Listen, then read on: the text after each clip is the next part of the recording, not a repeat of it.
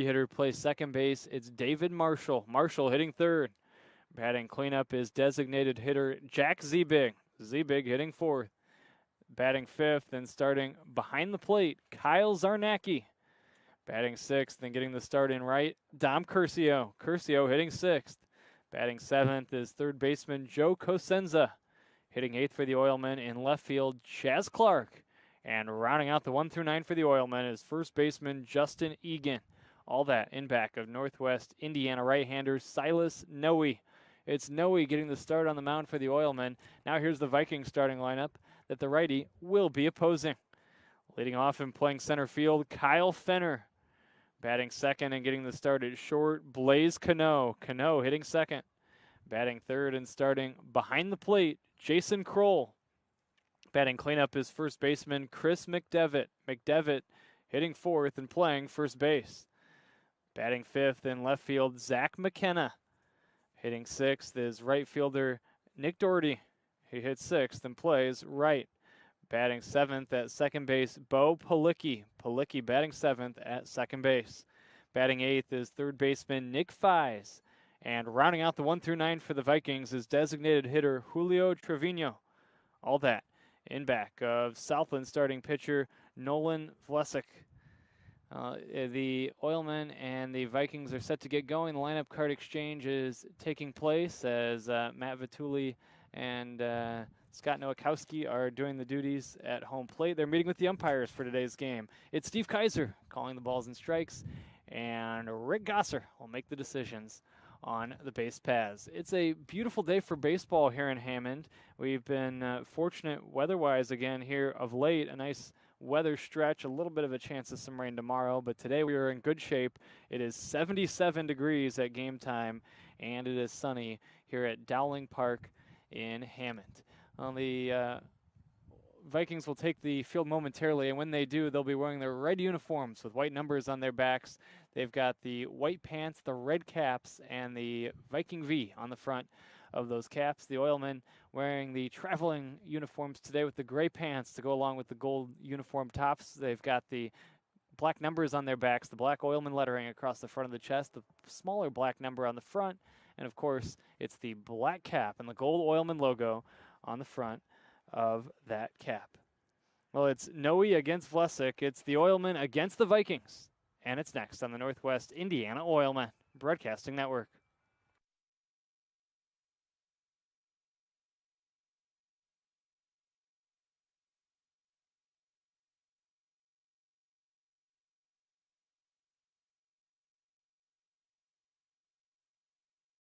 Is just too hot. I mean, God, look at it. It's making the sand burn, the mouth dry, the skin cry. I mean, everything's just... Oh, there's Coors Light. Well, mouth desert, meet ice cold beer. Mountain cold refreshment. Let's chill. Who is the IBEW? We're the people who bring the power to your home. The ones who make sure your phone calls and internet keep speeding along. We build things like schools and hospitals. We bring the biggest shows and sporting events to the world. Keep America's railroads on the right track. Help cities, states, and the federal government work for you. And we proudly build products made in the USA. The International Brotherhood of Electrical Workers, the IBEW.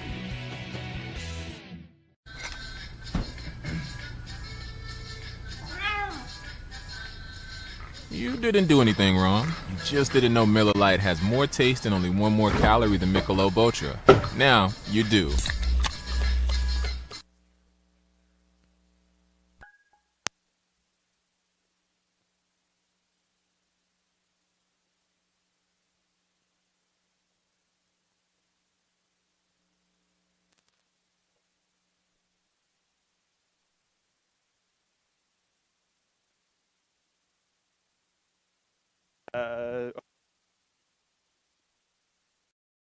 Isn't a list of boxes to check. It's taking the best technologies out there and adapting them to work for you.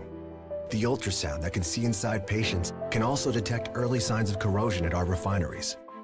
High-tech military cameras that see through walls can inspect our pipelines to prevent leaks. Remote-controlled aircraft can help us identify potential problems and stop them in their tracks. At BP, safety is never being satisfied and always working to be better. BP's natural gas teams use smart app technology to share data from any well instantly, so they can analyze trends and stop potential problems in their tracks, because safety is never being satisfied and always working to be better.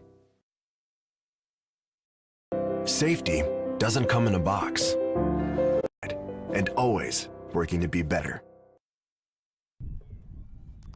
Back here at Dowling Park, we are underway as the first pitch comes in at 5:01. Here's a strike called on Chris Baker, and this ball game is underway between the Oilmen and the Southland Vikings as the Vikings starting pitcher Nolan Velchek has gone right at Baker here to get things going. Next offering to Baker, swing and a miss.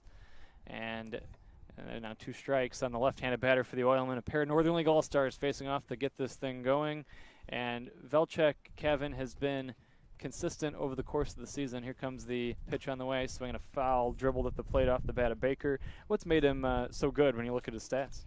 What's made him so good is that he's not afraid to throw a fastball right at a hitter. He's not afraid to attack. That's his philosophy. He prides himself on that, and he's been so effective because a lot of hitters aren't expecting a pitcher, to come right at you with a bunch of fastballs both in on your hands and out away from the plate. It allows him to really involve that slider he has and that other breaking pieces, but that fastball for him is his bread and butter pitch. He's used it, and he attacks batters with it, and it's why he's been so effective and why he was an all-star on Tuesday night. 2 balls and 2 strikes here on Baker. Velchek comes back. He's set to deliver the 2-2, and here's the break-even pitch. Swung on and lifted foul off to the left and out of play. Velchek from Western Michigan, a native of Wanuka, Illinois, and a 2020 graduate of Lockport High School, stands at 6'2", 200. Here's the set and the 2-strike pitch on the way to Baker once again. Chris swings and taps this one to the right side, foul. Grounded into foul territory where McDevitt picks it up. But for the season, Velchek, this is 6th start. He's 3-0 with a 190 earned run average, 23 2/3 innings of work, 25 strikeouts, and 18 walks. Good battle here right from the outset. This is the type of at bat you like from your leadoff hitter to start a ball game. Try to crank up an early rally here for the Oilmen. This is low and outside. And now we go full at 3-2. A good battle, Leo, from Baker. And that's exactly what Chris Baker does, is he extends at-bats out of that leadoff spot, forces the starting pitcher to go up there against the first guy you're going to see and have to throw a lot of pitches, show your code of what you're going to throw, and just really have to work to get that first batter out. Here comes the time called, and Baker really making the pitcher Velchek work right away. He steps out. He awaits a 3-2 pitch here. Here comes the payoff pitch, swinging a bouncing ball foul right side.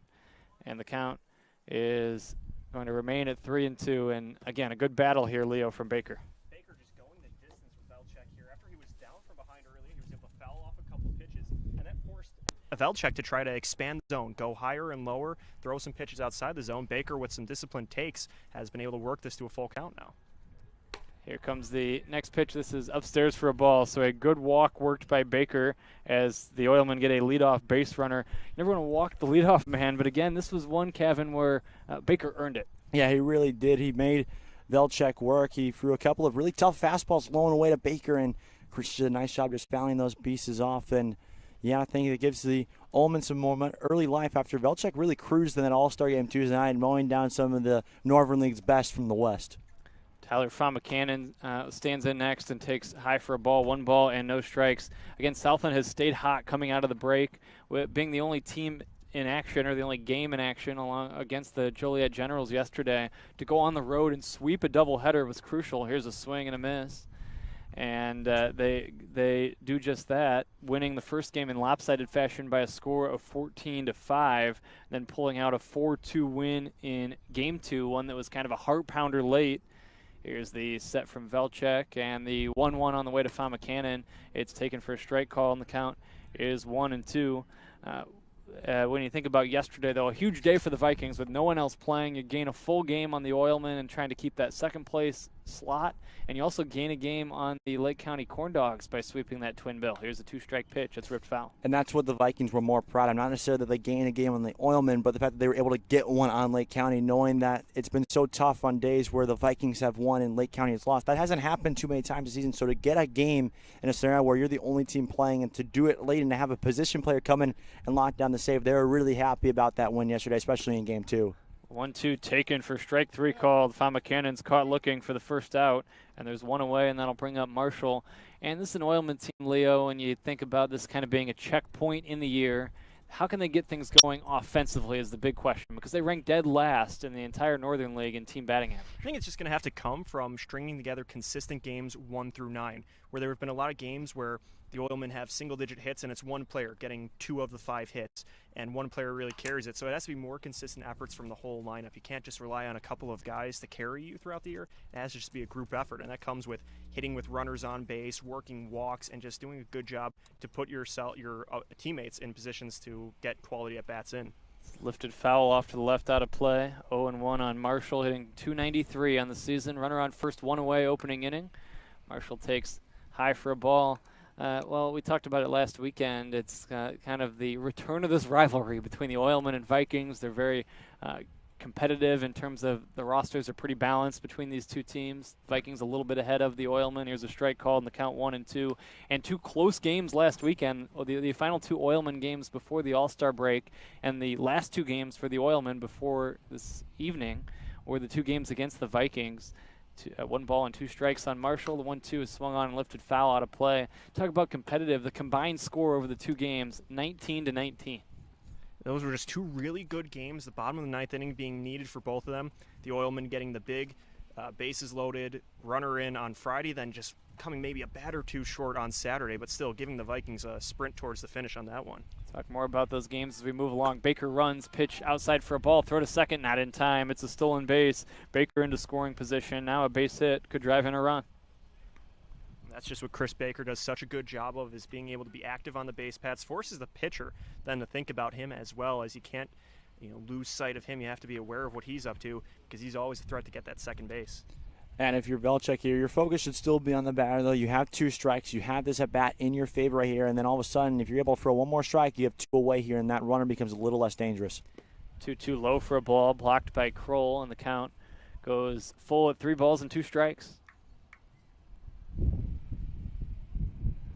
The Oilmen trying to strike early. That's one thing they've been successful at offensively, striking early. Then the offense tends to go dry for a few innings, and then they strike late as well. Here comes the 3-2 pitch. This is taken for strike 3 called. Z-Big up next after Marshall strikes out looking, and there's 2 gone here in the first. Good job by Velchek to spot one low in the zone, just in the strike zone. They're really painting the black on that one to get Marshall looking with the full count there on a tempting pitch down low, but one that would still be trouble if he tried to swing on it. Yeah, and now all of a sudden that runner at second becomes a little less concerning here if you're Nolan Velchek, because now instead of a fly ball would likely advance Marshall to third, and then really any ball could be hit for get him in. Now it has to be a base hit. It probably has to be a base hit to the gaps, considering the 3 Viking outfielders all have pretty solid arms on them. Ball 1 to Z-Big, 1 ball and no strikes. Yeah, leadoff walk, you have a stolen base, but back-to-back looking strikeouts. Fama Cannon and Marshall both caught looking. And speaking of looking, Velchek looks the runner Baker back to the back. All right, Dowling Park in Hammond for the Oilmen and the Vikings. Here comes the 1-0. Swinging a foul at the plate off the body of the catcher Kroll, and the count on Z-Big evens out at 1-1. You were talking a little bit about Z-Big on the broadcast during the All-Star game, that people forget that he's just finished his high school career as well, that he's settled into this lineup so nicely and really takes some competitive at-bats, swinging out of the cleanup spot tonight. It was fun working with Brian Jennings on the All-Star game and having everybody else involved as well during the middle innings, and it turned into a very competitive All-Star game. You look at the standings going in, and it was the top 3 teams against the bottom 3 teams. But it showed the parity of the league. Here's the 1-1. This is swung on and lifted in the air, left side, foul. Fies is going to watch it carry out of play in the count 1-2. But that, I think, attested to parity in the league. There have been close games across the Northern League this season, so it was only fitting that the All-Star game came down to a 1-run game and went extra innings. And just some really good pitching, too, from the West. I think that speaks about how good the top-end talent in this league is, too, that when you put the best on best, that it was such a well-pitched game, really from both sides, too. There's a lot of clutch, high-leverage situations with some big strikeouts either way.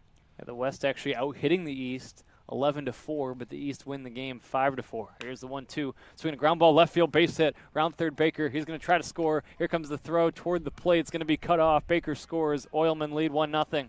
And advancing to second on the throw will be Zebig. Run scoring single, Jack Zebig hits his 18th RBI of the year. Baker scores easily from second base, and the Oilmen have jumped out to the 1-0 lead. Just a good seeing eye single there from Zebig. He didn't have to drill the ball, but he put it through a hole on the left side of the infield. I was able to roll out to left field, allow Baker to get a good jump on it, come around and score. That was all he needed, and he puts the Oilmen on the board first in this ballgame.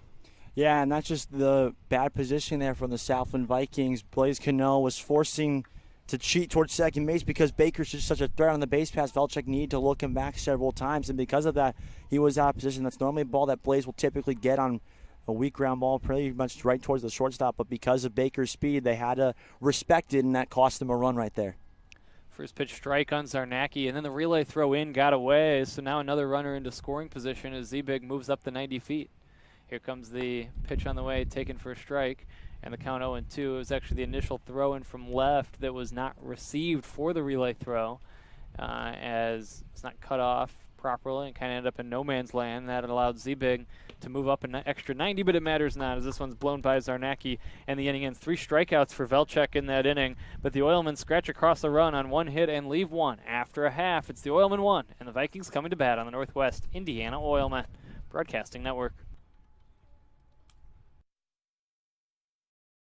Isn't a list of boxes to check. It's taking the best technologies out there and adapting them to work for you. The ultrasound that can see inside patients can also detect early signs of corrosion at our refineries.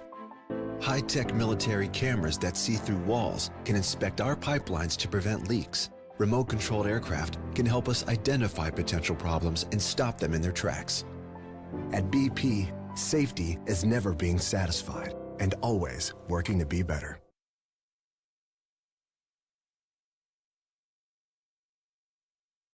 You hire certified electrician contractors, you're getting the best. But just as important as our skill and expertise is our culture of safety. We know it's important to you, and we know it's important to them. Certified Electrician represents the NICA IBEW team, a team where safety and productivity go hand in hand. It's why our jobs finish on time and on budget. It's why owners that use us are repeat customers. Certified Electrician, working together, powering Northwest Indiana. Wait! Let me help! Land of Frost! Premium meat! Delicious! And no byproducts! Toss it in. Et moi? Okay. Whee! Make a smart choice. Land of Frost Premium Meat. Yes! When it comes to Sunday, choose the right couch. Here's to the original light beer. It's Miller time. Safety isn't a list of boxes to check. It's taking the best technologies out there and adapting them to work for you. The ultrasound that can see inside patients can also detect early signs of corrosion at our refineries. High-tech military cameras that see through walls can inspect our pipelines to prevent leaks. Remote-controlled aircraft can help us identify potential problems and stop them in their tracks. At BP, safety is never being satisfied and always working to be better. Back here for the bottom of inning number 1, the Oilmen jumping out to the early lead. A nice piece of 2-out hitting, Leo, by Jack Zebig to help Chris Baker score from second after he had stolen a big base to get in scoring position.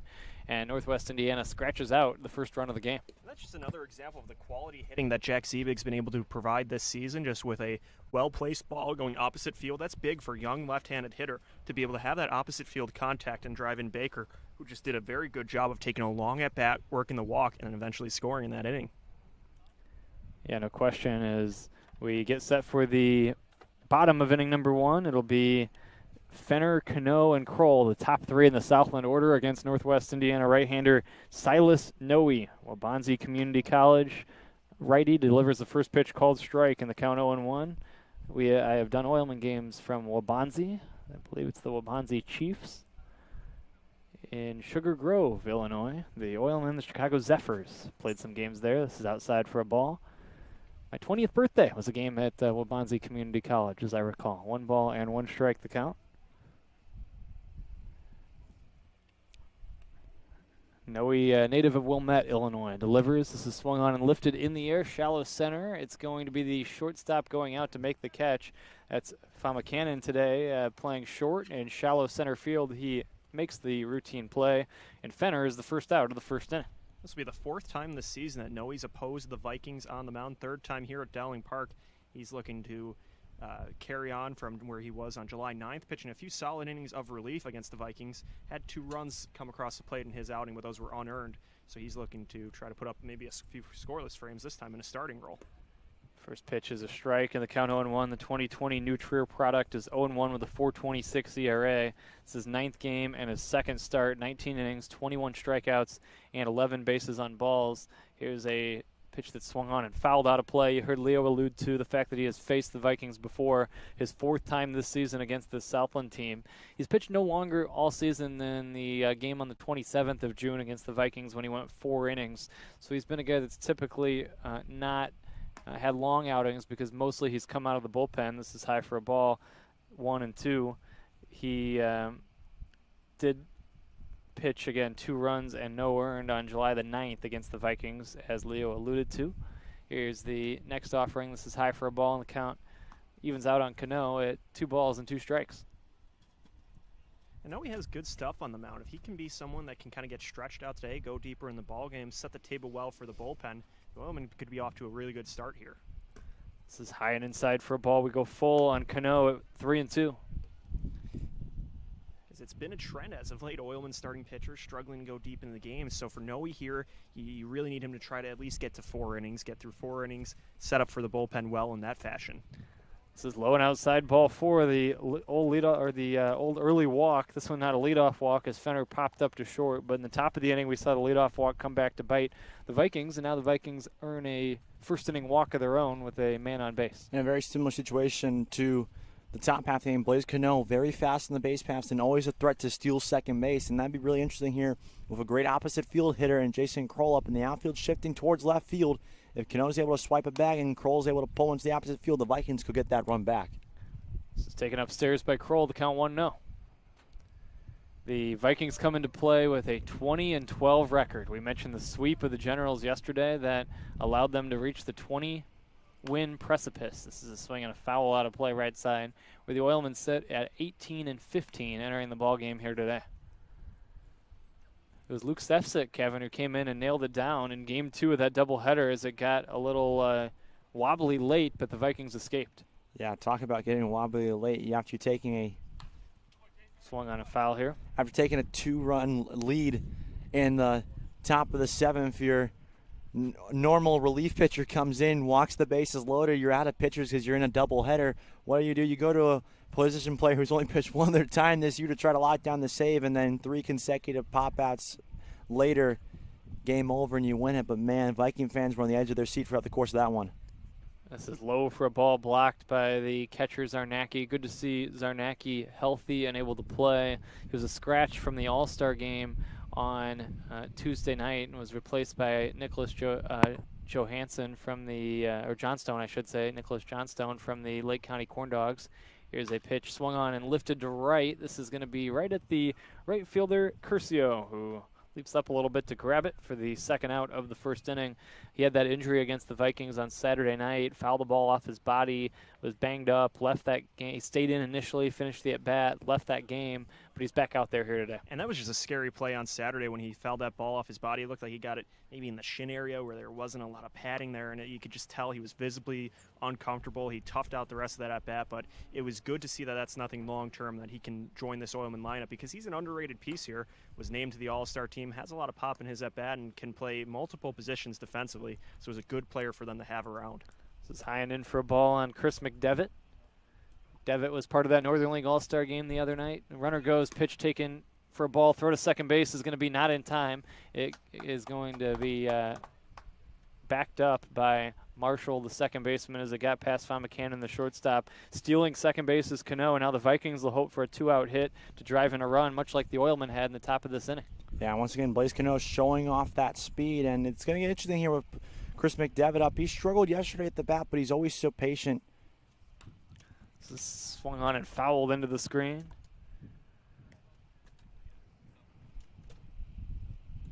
Like I was saying, there's another big, largeable gap in right center field, more normal. You have Baker kind of cheating towards left center a little bit. It means a ball in right center will likely score the speedy Cano, but it results in McDevitt trying to get a hit here. McDevitt takes low and inside for a ball. McDevitt hitting .262. The Oilmen a 2-out hit to drive in a run in the top of this inning. That came from Zebig. Noe trying to make sure the same doesn't happen from McDevitt in the bottom of the inning. A little flare left side. This is going to be played on a bounce by Von McCannon. Shortstop throws late to first. It's an infield single. Advancing to third safely and holding there is Cano on McDevitt's bouncing ball to short. A one-hopper picked up by Von McCannon. Kind of a slow line drive, and by the time Von McCannon fielded in the hole, his one-hop throw to first was too late. Now men at first and third with 2 down. Yeah, that one really wasn't scorched off the bat by McDevitt. It forced Von McCannon to have to cover a lot of ground over to his right to get to that one. So by the time he got to that, McDevitt was probably about a few strides away from the bag. And the fact that Von McCannon had to try to skip it in as well, that gave him all the time he needed to get down the line and get to first safely. Zach McKenna looks at ball 1. Yeah, now this is a great scenario here for the Southland Vikings. Runs to the corners in two-way, but the question will be Zach McKenna did not play in the doubleheader yesterday, hasn't played since Monday, so big opportunity for him to get going here in the second half.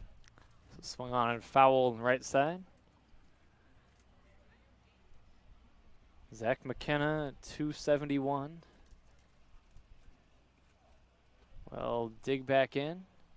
Runners take their leads from first and third. We're in the bottom of the first, 1-0 in favor of the Oilmen.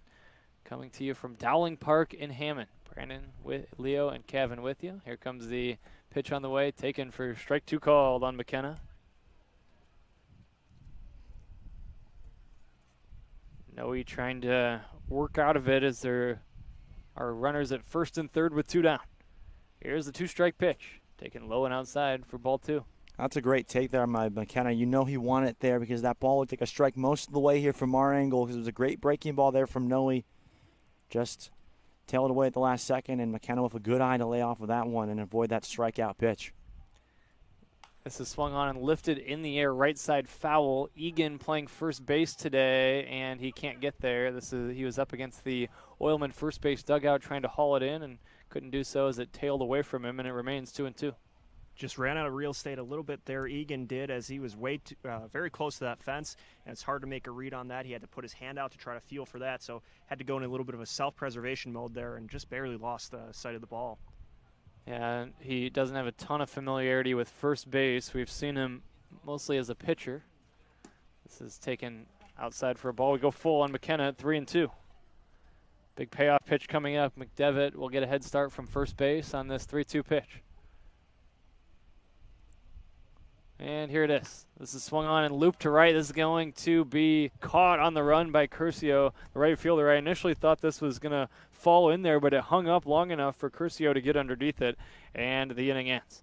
No runs, 1 hit, and 2 left for the Vikings in that inning. We played 1, Oilmen 1, Vikings nothing on the Northwest Indiana Oilmen Broadcasting Network. Isn't a list of boxes to check. It's taking the best technologies out there and adapting them to work for you. The ultrasound that can see inside patients can also detect early signs of corrosion at our refineries. High-tech military cameras that see through walls can inspect our pipelines to prevent leaks. Remote-controlled aircraft can help us identify potential problems and stop them in their tracks. At BP, safety is never being satisfied and always working to be better. Football legend Tom Flores, a.k.a. the Iceman, a.k.a. the first Latino quarterback and head coach ever, a.k.a. why isn't he in the hall yet? Well, Coors Light is going to do something about it. I'll drink to that. I am a success. I am the future. I am. I am. I am. I am. I am. I am. I am. I am. I am Ivy Tech Community College. Are you? You guys I'll crush it. See how 8 grams of healthy protein in Land of Frost premium meat gives you energy and keeps you full. Let's get those buns toasted and bread. Cheese, 10 more. Go. I'm getting shredded. Make the smart choice. Land of Frost Premium Meat.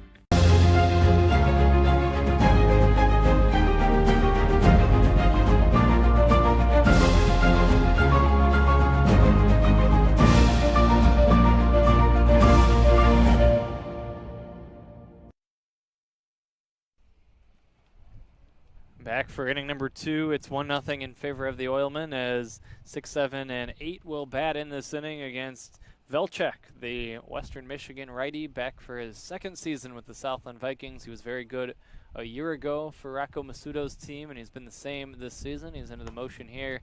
First pitch is just off the plate, away, and the count is 1 ball and no strikes. Dom Curcio trying to get going, hitting .206 on the season, batting with a count of 1-0. His first plate appearance of the day, 1-0 in favor of the Oilmen here in inning number 2. This is swung on and fisted in the air. Palicki, the second baseman, makes the catch, and that's the first out. But Kevin, we thought that perhaps that flare off the bat of McKenna might fall in for a run for the Vikings, but Curcio was able to make the running catch to end the inning. Yeah, and that was not an easy play whatsoever. Fighting the sun and how that ball was kind of tailing away because of the weird spin it took off the bat of McKenna. We all kind of thought, hey, might drop and could drop for extra bases, but Curcio used his right hand, fought the sun, and made a nice grab there. And good sign for the Oilmen that the defense is there because a lot of time teams have trouble with right field at Dowling Park with the sun. Cosenza takes high for a ball, 1 ball and no strikes. Here's the wind from Vlasek and Velchek, and the pitch is swung on and fouled. And the count now 1-1. The adventure at Dowling Park sometimes without the scoreboard. Here's the 1-1 taken for a strike, and the count 1-2. Batting an even 200 is Cosenza. He's another guy trying to turn it around a little bit offensively through the second half of the Oilman season. The pitching has been the strength of the Oilmen. That's why they're in position to be in the playoffs. This is high and in for a ball. They rank second in the league in ERA, but again, dead last behind everybody, and very unusual for an Oilman team over the years in batting average. It just feels like there have been a few games where the Oilmen struggle to get going against certain pitchers until later in the game, where it's normally in the 7th, 8th, or 9th innings, where that's when they really rack up their hits. A lot of games where they're getting out hit by their opponents, but then pick it up late, turn it on near the end of the game. So it's about making sure you have that consistency throughout the ball game, because it seems like their beginnings and ends of games are normally pretty well rounded, but it's the middle innings where they really seem to struggle this season. Here's the 3-2 to Cosenza, swing and a miss. He's out on strikes. That's the second out of this second inning. And that reminds me, this discussion related to Saturday's game, that 10-9 loss to the Vikings. It did seem like over those 2 games, the Oilmen would bounce back. Every time that the Vikings would kind of throw a punch, the Oilmen would punch back, either tie the game or take the lead, and they were seesaw affairs. And it was a discussion point after the game with Adam Enright, and he said that the makeup of the team is such that, here's the first pitch taken for a strike called on Chaz Clark, 0-1, is such that sometimes they make outs early in games, but have at bats where they're still productive. They're gaining information to use maybe the second time through the batting order. Here's a swing and a foul at the plate. And then later in games, the offense tends to have more success. So that's led to the ability to come from behind should they fall behind early. That's definitely still a good skill to have, is to be able to react to pitching, that you're not just making the same mistakes all game. If you struggle with something early on, you are able to identify what it is you're struggling with and then be able to figure out how to combat that, how you can change your approach the next time up. And that's big to be able to adjust in game, because that's where a lot of players maybe aren't able to do in baseball, and that's how you can really change how a pitcher's performing too, because then he's going to have to do something different if your approach changes throughout the game. Well, Velchek could be shaken up here as the catcher, Kroll, is going to signal the coaching staff, and Scott Nowakowski out to the mound here. So we will see what the situation is. It's a no ball and 2 strike count on Chaz Clark. Kroll went out to visit with Velchek, and now everybody is circling him around the mound. Yeah, and we saw him his last start against the Oilmen at Oil City Stadium. He kind of slipped and stumbled, and he fell and may have tweaked something in that game. He was really shaken up, but he was able to settle in nicely here, and he's going to be awarded a couple of warm-up pitches, see how he does. I mean, last time we saw him get tweaked as Max Everard is now being quickly throwing in that Viking bullpen. He threw one pitch and said, "I'm good." We'll see what the case is here. Yeah, so he will throw a warm-up pitch or two. He's delivered one. And here comes another. Everything looks okay there, but he might still be feeling some pain, and we're going to have a pitching change. So he is not quite right there, has an issue that's going to prevent him from continuing. You always want to err on the side of caution here in the summer, keep everybody as healthy as possible, and Velchek is going to have to make an early exit from this game. So we're going to take a timeout. We will come back and we will tell you more about the new Viking pitcher after this. It's a pitching change. The count, no balls and 2 strikes on Chaz Clark with 2 outs and nobody on base here in the second inning. We're back with more in a moment on the Northwest Indiana Oilmen Broadcasting Network. Football legend Tom Flores, a.k.a. the Iceman, a.k.a. the first Latino quarterback and head coach ever, a.k.a. why isn't he in the hall yet? Well, Coors Light is going to do something about it. I'll drink to that. I am a success. I am the future. I am. I am. I am. I am. I am. I am. I am. I am. I am Ivy Tech Community College. Are you? You guys are crushing it. See how 8 grams of healthy protein in Land of Frost premium meat gives you energy and keeps you full. Let's get those buns toasted and bread. Cheese, 10 more. Go. I'm getting shredded. Make the smart choice. Land of Frost Premium Meat.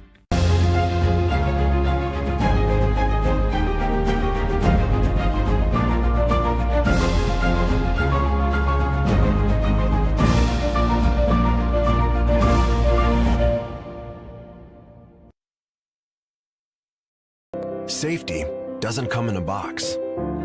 It's not a banner that goes on a wall. It's not something you do now and then, or when it's convenient. It's using state-of-the-art simulators to better prepare for any situation. It's giving offshore teams onshore support, and it's empowering anyone to stop a job if something doesn't seem right. At BP, safety is never being satisfied and always working to be better.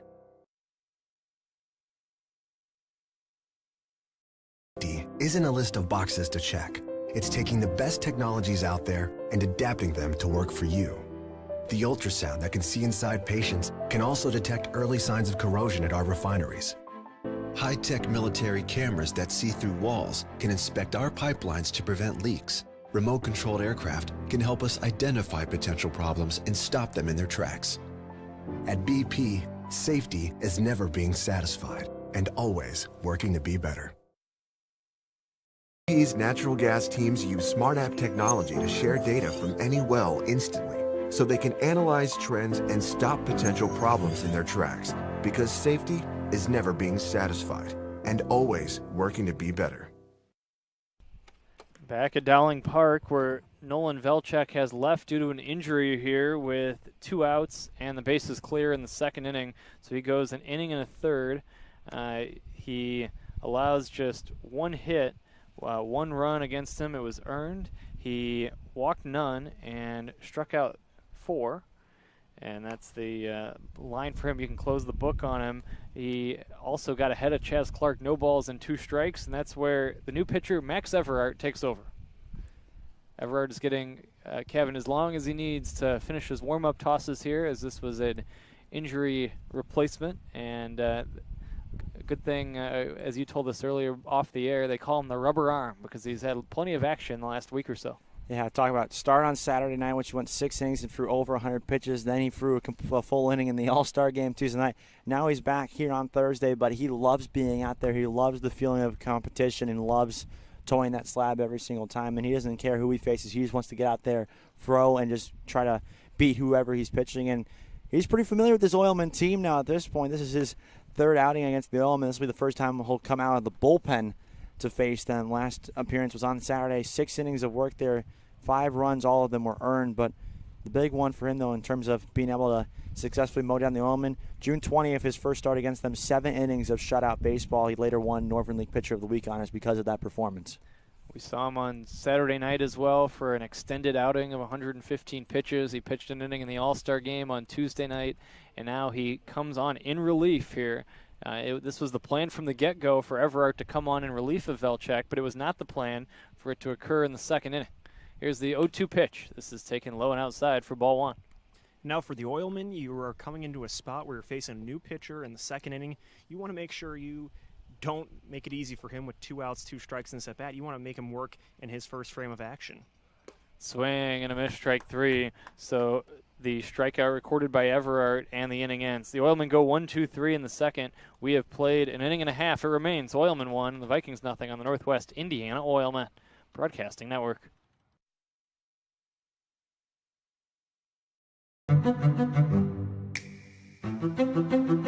I've never seen ads on top of the roof where it's helping the community.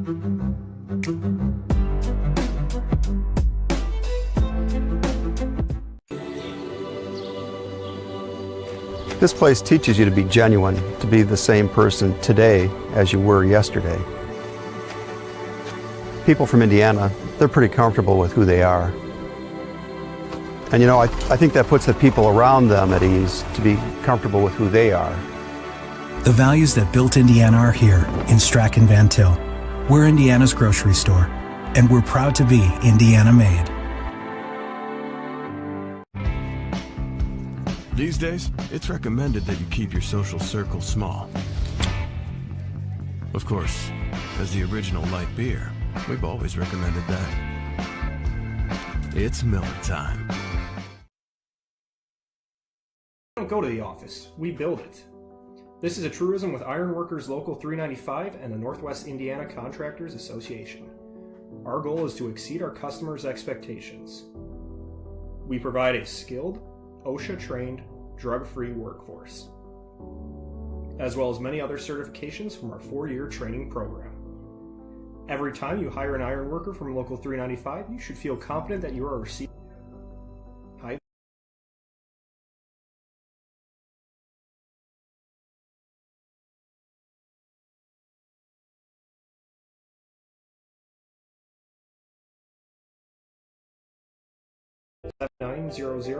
or ironworkers395.com.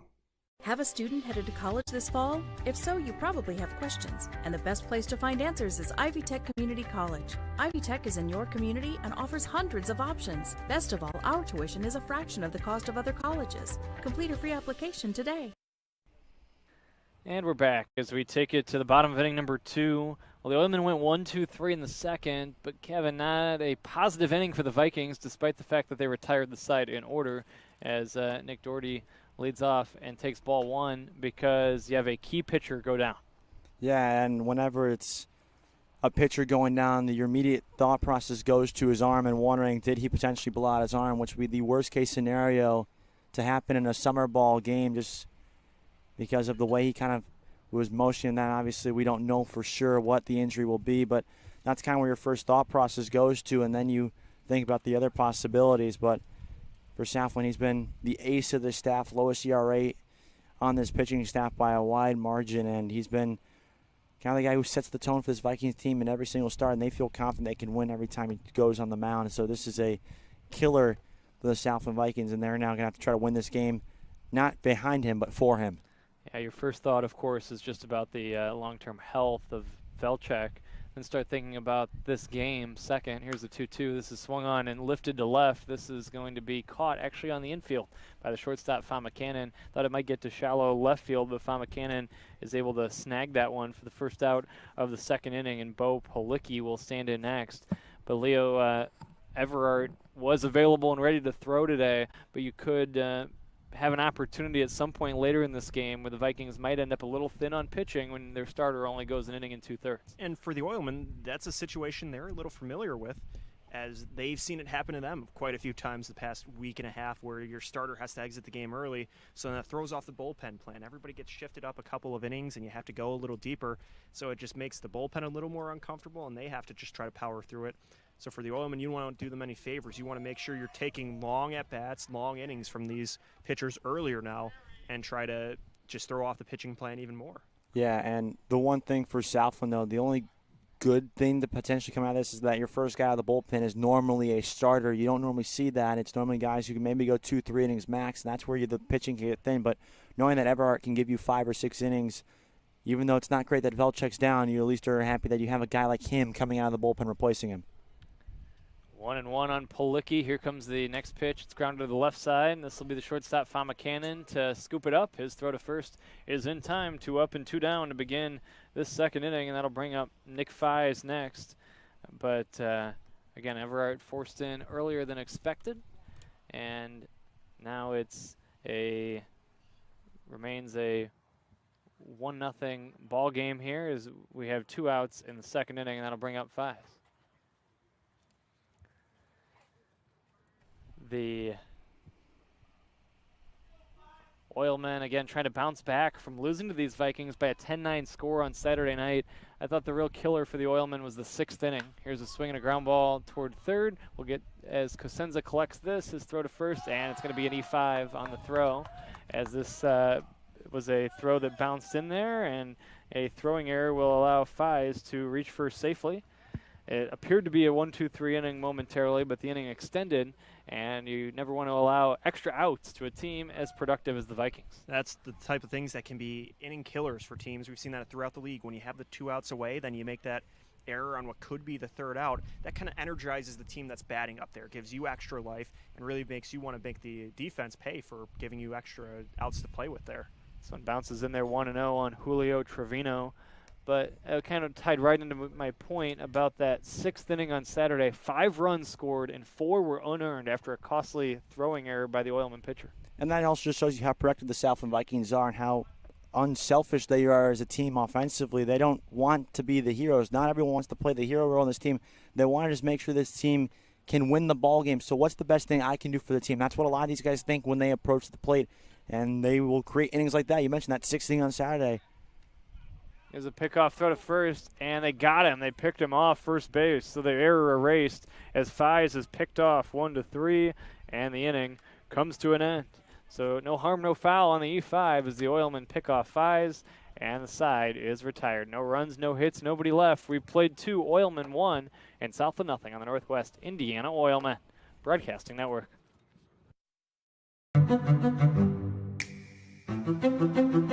I've never seen ads on top of the roof where it's helping the community.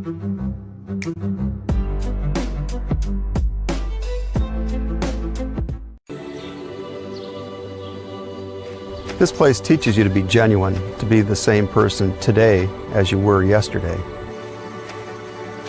People from Indiana, they're pretty comfortable with who they are. And you know, I think that puts the people around them at ease to be comfortable with who they are. The values that built Indiana are here in Strachan Van Til. We're Indiana's grocery store, and we're proud to be Indiana made. These days, it's recommended that you keep your social circle small. Of course, as the original light beer, we've always recommended that. It's Miller time. Safety isn't a list of boxes to check. It's taking the best technologies out there and adapting them to work for you. The ultrasound that can see inside patients can also detect early signs of corrosion at our refineries. High-tech military cameras that see through walls can inspect our pipelines to prevent leaks. Remote-controlled aircraft can help us identify potential problems and stop them in their tracks. At BP, safety is never being satisfied and always working to be better. These natural gas teams use smart app technology to share data from any well instantly, so they can analyze trends and stop potential problems in their tracks, because safety is never being satisfied and always working to be better.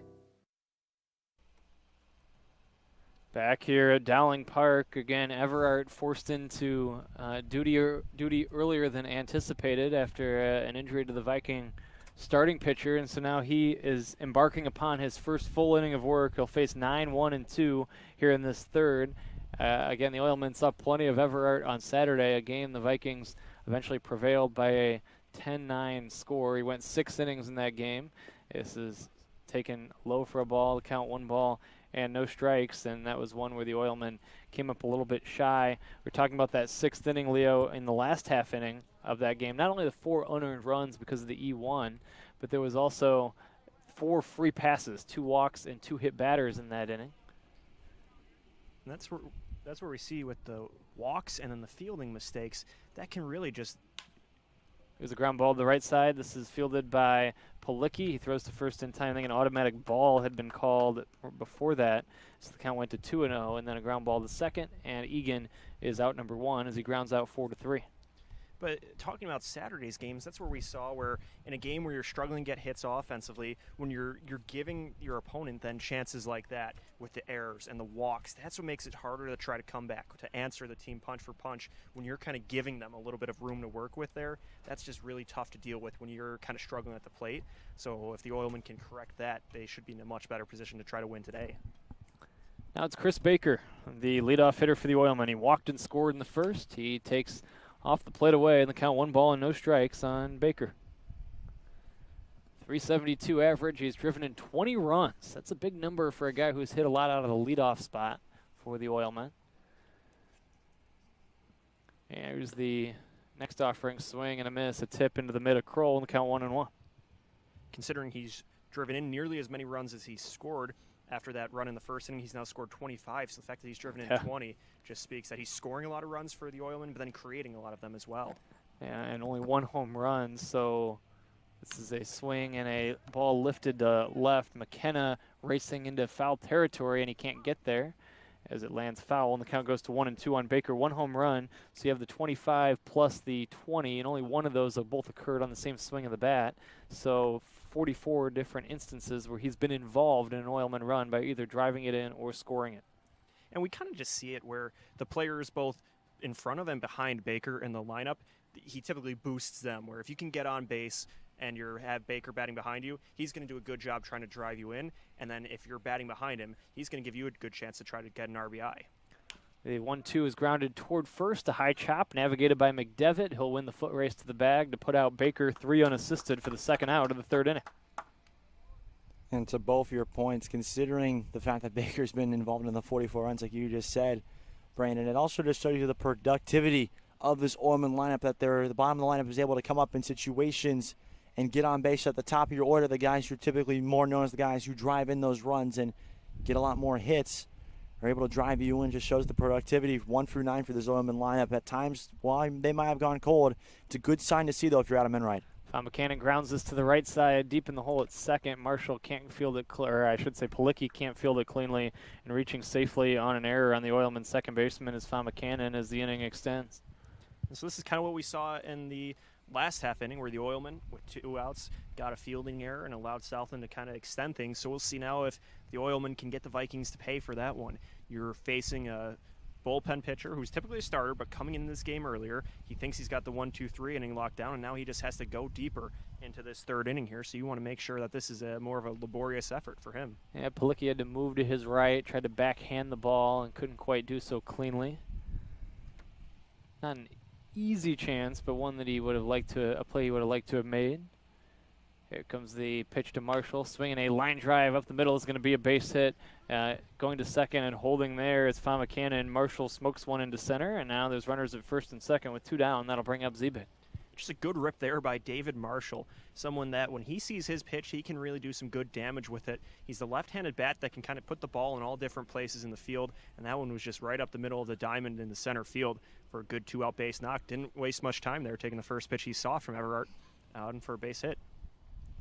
Yeah, that's where that error now for Palicki seems to loom large now. 2 on, 2 out for Jack Zebig, who already had the RBI single back in the first. This is a gold opportunity for the Oilmen to tack on some more runs here. Here's a swing and a tap foul left side. Runners at first and second with 2 down. And as Kevin mentioned, Zebig trying to come up with a key 2-out hit for the second time today. Zebig had that RBI that scored Baker, ended up on second base on that play. And so you know he's trying to get that same result here with multiple runners on base here. 2 outs, runners take their leads from first and second. Everett comes set. And the next offering, low and in for a ball.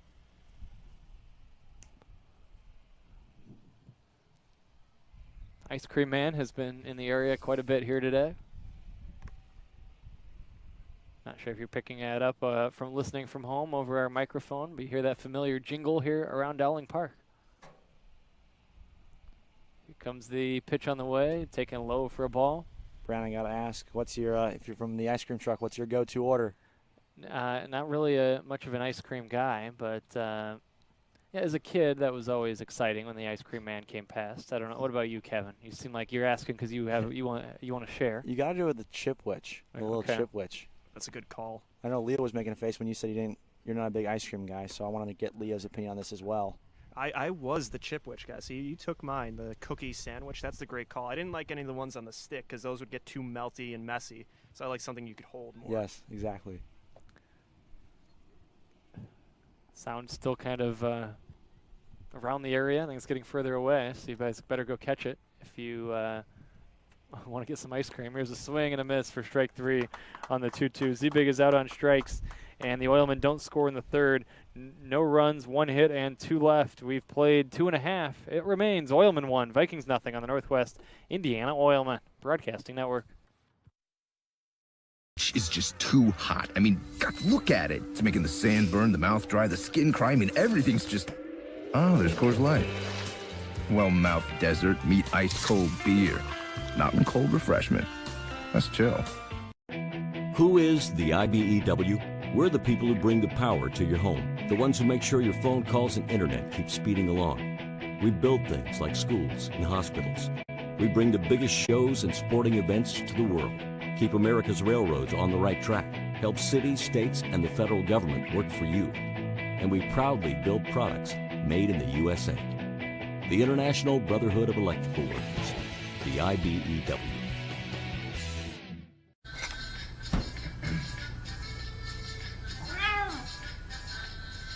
You didn't do anything wrong. You just didn't know Miller Lite has more taste and only 1 more calorie than Michelob Ultra.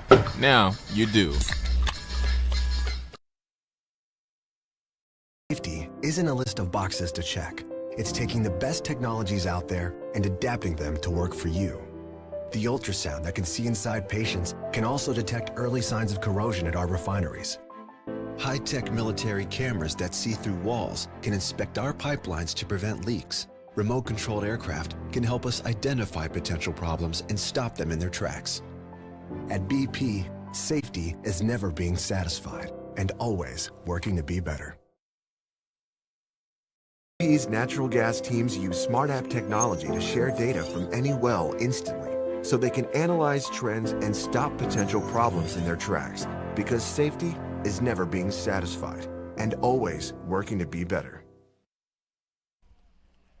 Back here for the bottom of inning number 3, 1-0 in favor of the Oilmen, as the Oilmen are on the field defensively, and back at Noe, who's completing his warm-up tosses. So far, 2 zeros produced by Noe. The last inning was extended by an error, but he was able to pick off Fies for the third and final out. So Trevino will lead off this frame, and Leo, so far it's so good for Silas Noe. Yeah, Noe's doing a good job of hitting his spots around the zone, and maybe he's not getting the swing and miss stuff today as he doesn't have any strikeouts, but he's doing a good job pitching for contact and then relying on his defense. It seems like a lot of the contact's going over to shortstop or right field, and it's just been working for him so far, is letting his defense take care of business behind him. This is low for a ball on Trevino in the count 1-0. And I think it's going to be crucial for Trevino to get on base here with the top of the order on deck for the Vikings, just trying to get any sort of momentum going. 0-1 is swung on and lifted foul off to the right and out of play.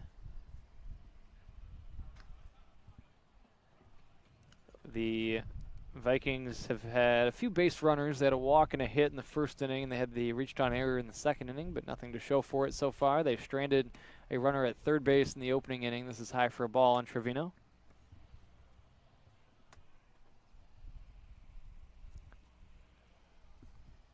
The 9-1 and 2 hitters in this third for Southland.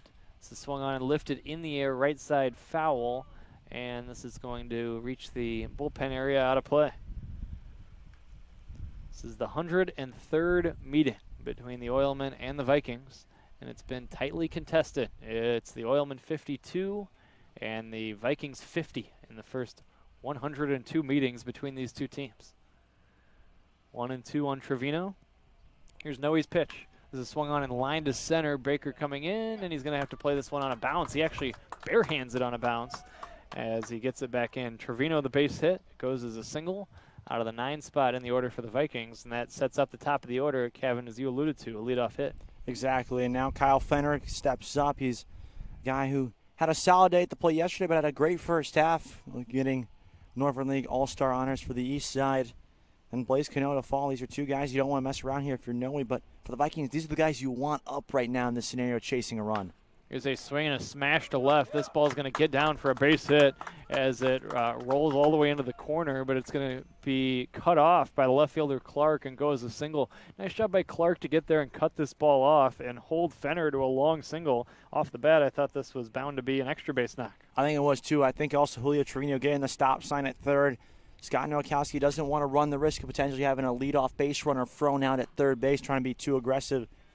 You know, the offense is going to know it here early. Why not let him hit him in rather than try to get overly aggressive? Right, probably with a base runner with better speed, he might have had a chance to get to third, but Trevino gets the stop sign and holds at second base. And now Cano stands in. The pitch to him is taken for a ball on the count, 1 ball and no strikes.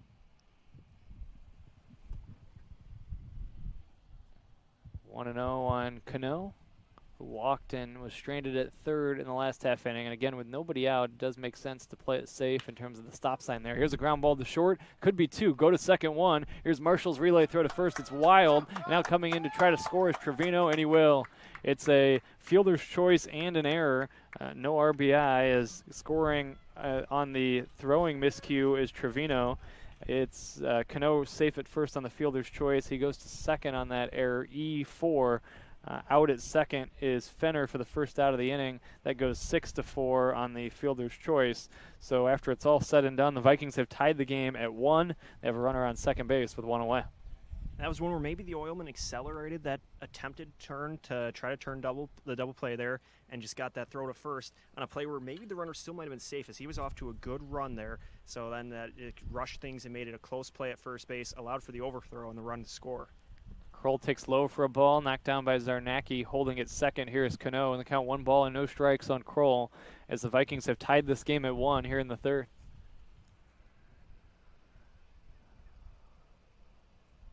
Run at the moment is unearned, but it'll depend on how the rest of the inning transpires. Here comes the pitch to Kroll. It's taken for ball 2, 2 balls and no strikes. And this season, by the way, this is the 7th meeting between these two teams, and the Vikings own a 4-2 edge over the Oilmen in the season series. Here's the 2-0, swinging a ground ball to the right side. This is knocked down by Marshall. He throws to first in time as he recovers after mishandling it ever so slightly to get the second out of the inning. Going to third, Cano. There's 2 gone now with a runner at third, and that'll bring up McDevitt. That was a good recovery there by Marshall at second base, keeping the ball in front of him. He didn't let that redirect ricochet behind him. He was still able to keep it in a position where even though it bounced off his hand, he was able to still in one motion pick it up and throw over without having to kind of reset or anything. So he was able to make the out with some time to spare there, even after mishandling it initially. McDevitt swings and grounds one to the right side. This is going to be fielded by Marshall. He will throw to first, and the inning ends. So nice job to minimize the damage by Silas Noe as the Vikings do push across the tying run. They do it on 2 hits. There was an error in 1. Runner left on base. We take it to inning number 4. It's the Oilmen 1 and the Vikings 1 on the Northwest Indiana Oilmen Broadcasting Network. Is just too hot. I mean, God, look at it. It's making the sand burn, the mouth dry, the skin cry. I mean, everything's just... Oh, there's Coors Light. Well-mouthed desert, meet ice-cold beer. Mountain cold refreshment. Let's chill. Who is the IBEW? We're the people who bring the power to your home. The ones who make sure your phone calls and internet keep speeding along. We build things like schools and hospitals. We bring the biggest shows and sporting events to the world. Keep America's railroads on the right track. Help cities, states, and the federal government work for you. And we proudly build products made in the USA. The International Brotherhood of Electrical Workers, the IBEW.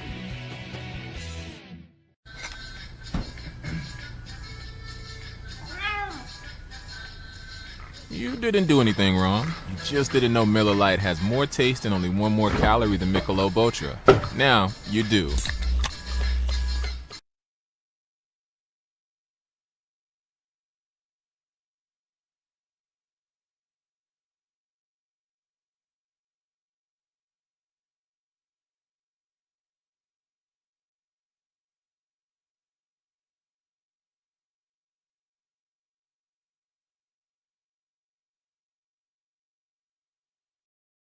Isn't a list of boxes to check. It's taking the best technologies out there and adapting them to work for you. The ultrasound that can see inside patients can also detect early signs of corrosion at our refineries. High-tech military cameras that see through walls can inspect our pipelines to prevent leaks. Remote-controlled aircraft can help us identify potential problems and stop them in their tracks. At BP, safety is never being satisfied and always working to be better. It's another beautiful day for a ball game, and we've got a tight one through 3 innings, 1-1 between the Oilmen and the Vikings. And again, when these two teams have gotten together of late, they've played a pair of one-run games the last 2 times, and even going back further than that, it's been mostly competitive contests between these two teams. That's been the case for the better part of the last decade, but especially this season, Kevin, this has become one of those matchups, and Adam Enright says the more teams like this where you can play with energy when you play against them, it's a good competitive ball game across the league, the better it is for the Oilmen and the whole league. It really is, and also again, it just still continues to show the parity between the two leagues, despite these teams separated by multiple games in the standings. The fact that they're always fighting these close battles and really having these tough matchups where really every player is giving their all because they want to win this game, not just for the rivalry, but because of the fact that these mean more in the standings as we move further along. It definitely grows the league and really helps the league out itself. Here's a swing and a ball lifted foul off to the right and out of play. Count is no balls and 2 strikes on Kyle Zarnacki. He fouls a pair away to begin this plate appearance. And as we look at those standings that you alluded to, the Vikings are 4 games back of first place. That's where Lake County sits. They have been well ahead of everybody throughout the season. Here comes the 0-2. High and in for a ball, 1 ball and 2 strikes. The Oilmen is 2.5 in back of Southland Leo for second. So this is a big game today, as that is a huge swing to get the lead for second place down to a game and a half versus it stretching to 3.5. Here's the 1-2, swinging a foul out of play again. Especially the way Southland was able to pick up some ground yesterday with that doubleheader. Now for the Oilmen, you want to make sure they don't get off to too hot of a start out of the break, that you have a chance to face them right away. You want to try to make up some ground here and not let them pad their lead even more in second place. 1-2 on Zarnacki. Here comes Everart's pitch. This is swung on and fouled again. He has fouled 4 out of play in the same spot, right side, and the count remains 1-2.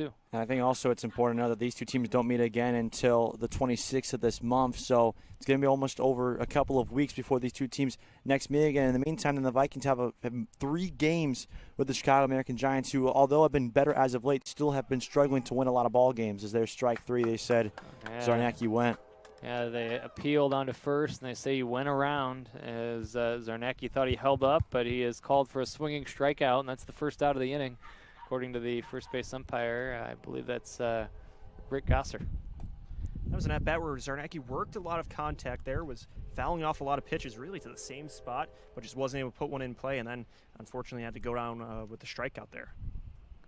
1 out, and now it's Tom Curcio. Here comes a pitch on the way. This is swung on and fouled out of play left side. Curcio with 1 out and the base is empty. Curcio, one of the top walk getters on the Oilmen, second on the team coming into this game with 22 on the season. It just works a lot of deep counts from these pitchers and has a lot of good discipline at the plate. Doesn't really chase anything outside the zone ever. 0-1 on Tom Curcio. Here comes Everart back, and the 0-1 pitch. Swinging a tapper foul, and the count goes to 0-2. 1-1 ball game as we play inning number 4. Every game between these teams big, as you heard Kevin talk about. It'll be a while before you get another head-to-head opportunity, so that makes this really important for the Oilmen to try to take the opportunity to gain a full game while they can. This is low for a ball. Check swing. They appeal the first, and they say he went around. So that is out number 2. Back-to-back swinging strikeouts, where in both instances it was appealed down to first base. And he definitely did break that plane there on that fastball. Everett really fooled him there. Sitting breaking ball at time was Curcio, but Everett comes back with a low inside fastball. That's big. That's now 3 consecutive strikeouts, all swinging for Max Everhart here. And now 2 quick outs as well. 4 total for Everhart. One of them, he only got the 3rd and final strike on Chaz Clark back in the 2nd inning after he came in the game with an 0-2 count. But he does have the 4 Ks, and now this is tapped foul by Cosenza, 0-1. He was a strikeout victim. That was against Velchak, his first time. Here's the 0-1 to Cosenza. It's outside for a ball, 1-1. And you feel here, if from a Vikings perspective, if you're able to get another 1-2-3 inning and the way you were able to finally break through off Noe, you feel you'd like your chances just a little bit more. So swung on and lifted to left, pretty well hit. All the way back is McKenna, and he's not going to get there as he lays out for it and can't make the catch, as this is going to be a stand-up double for Joe Cosenza. So Cosenza rips one to left. Laying out for it was McKenna, and he's unable to come up with this as it bounces up against the fence for an extra base hit. It's the 2nd hit of the day, or make it the 3rd hit of the day for the Oilmen, and the 1st that's gone for extra bases. That was crushed off the bat of Cosenza. That one was when McKenna was trying to get under it in left field. Might have just lost sight of it a little bit, and with how fast that was traveling off the bat, it was hard for him to try to make that play. Cosenza, someone we saw actually took one out of the park here against the Panthers, took it deep to center field, so he can hit in one of the parks that plays biggest in this league. So now Chaz Clark will try to drive in a 2-out run. Ball game tied at 1 as we play inning number 4. He swings and lifts this one off to the left, foul and out of play, and the count 0-1. Now for the Oilmen, you're able to get a base runner with 2 outs. You want to make sure you continue to extend this inning. That's something we've seen the Vikings, our team that does a really good job all season of getting 2-out contact and then extending those innings. So you want to make sure if you're Clark here in the box, you figure out a way to string together another base runner here, whether the walk or get a base hit. Try to get Cosenza on the move here. Here's the next offering to Clark. This is swung on and lifted off to the left, foul and out of play. The Oilmen fouling a lot of pitches off in this inning. Yeah, they're making contact against Everhart, but they're not able to put it in play really outside of Cosenza there, as we saw Zarnacki with the at-bat where he fouled off 4 straight pitches and then went down swinging. But they're just trying to figure out how to take some of this contact and put it in the right direction. 0-2 on Chaz Clark, who again was a strikeout victim his first time. Here's the set from Everhart and the 0-2 pitch. This is outside for a ball, 1-2. Talk about Everhart having a rubber arm. That reminds me of Christian Howell, who pitched 4 seasons with the Oilmen. He would only throw a couple pitches down on the bullpen. He was ready to go. He could pitch game after game and be good to go. He, at one time in a playoff run, pitched just about every game in a postseason. Started, came out of the pen. Here's the 1-2 outside for a ball. Count 2-2 on Clark. One of the longest tenured Oilman pitchers, pitching in 4 different seasons for the Oilmen, mostly during the Adam Enright regime during Adam's first tenure.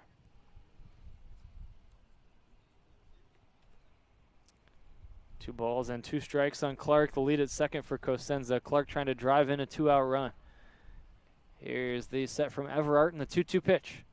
This is taken inside for a ball. We go full at 3-2. Good take from Clark there with the 2-2 count. That fastball low in the zone. That could have been tempting for some hitters, but he was able to lay off it and live to fight another pitch here. Yeah, really strong quality take. And now Clark just one more ball away from getting on base, but also more importantly making it more stressful situation for Everhart, which is what you need to do in this situation for a guy who had to suddenly come out of the bullpen. Here's the payoff pitch. This is taken for strike 3 call. As 3 strikeouts in the inning, no runs, 1 hit, and 1 runner left on base. After 3.5, it remains Oilmen 1, Vikings 1 on the Northwest Indiana Oilmen Broadcasting Network.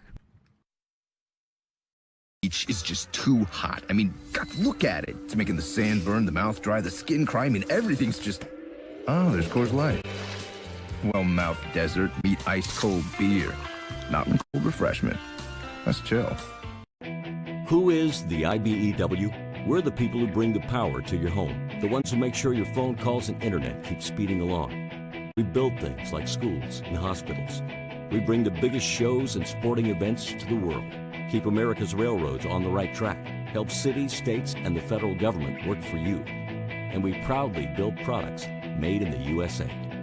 The International Brotherhood of Electrical Workers, the IBEW.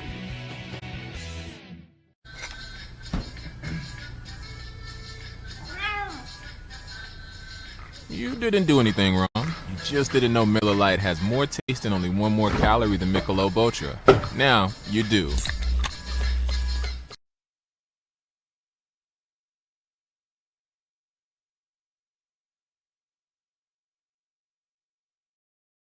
Isn't a list of boxes to check. It's taking the best technologies out there and adapting them to work for you. The ultrasound that can see inside patients can also detect early signs of corrosion at our refineries. High-tech military cameras that see through walls can inspect our pipelines to prevent leaks. Remote-controlled aircraft can help us identify potential problems and stop them in their tracks. At BP, safety is never being satisfied and always working to be better.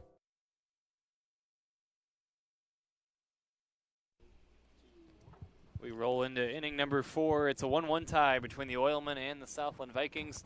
Silas Noe out to approach his 4th inning of work.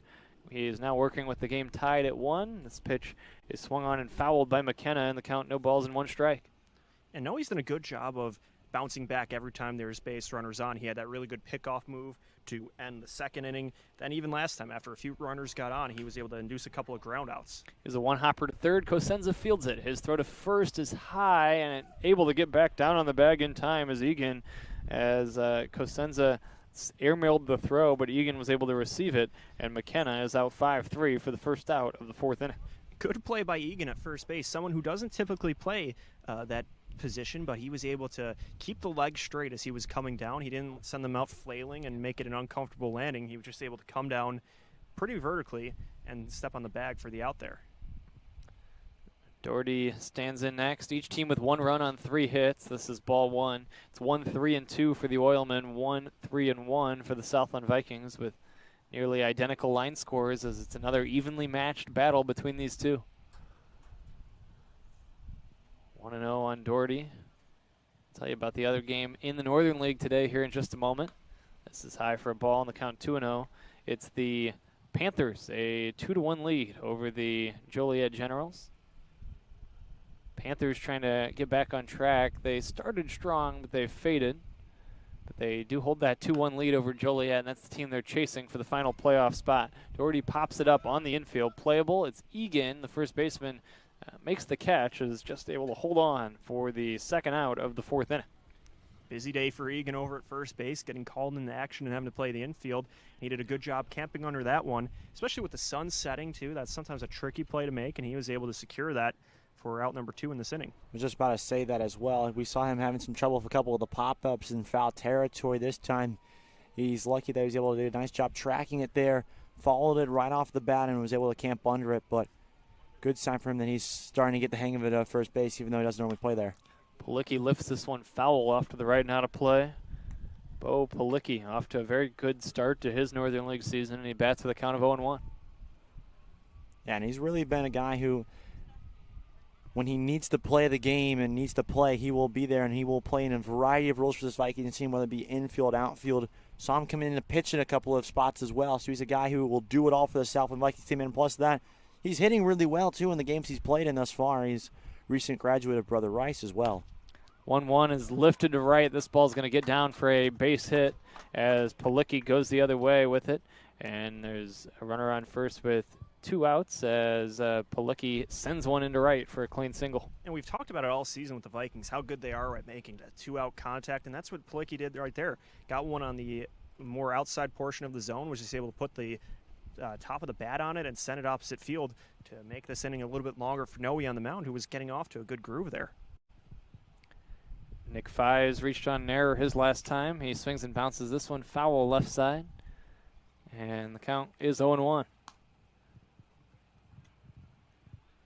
The double with 2 outs in the 4th by Cosenza was the first extra base hit of the game by either team.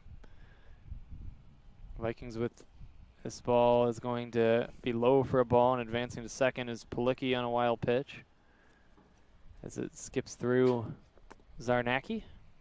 That's a big 2-out base runner there now staying at second base. Nick Fives, who reached on base on a hard hit E5 and has also had a couple of really hard hit balls last night as well. He's been swinging it really well. So you have to think that a base hit here will likely score Palicki, who has solid speed with him. 1 ball, 1 strike, 1-1 game here in inning number 4. Big spot with Palicki now at second base and in scoring position. This is looked at high for a ball, 2-1.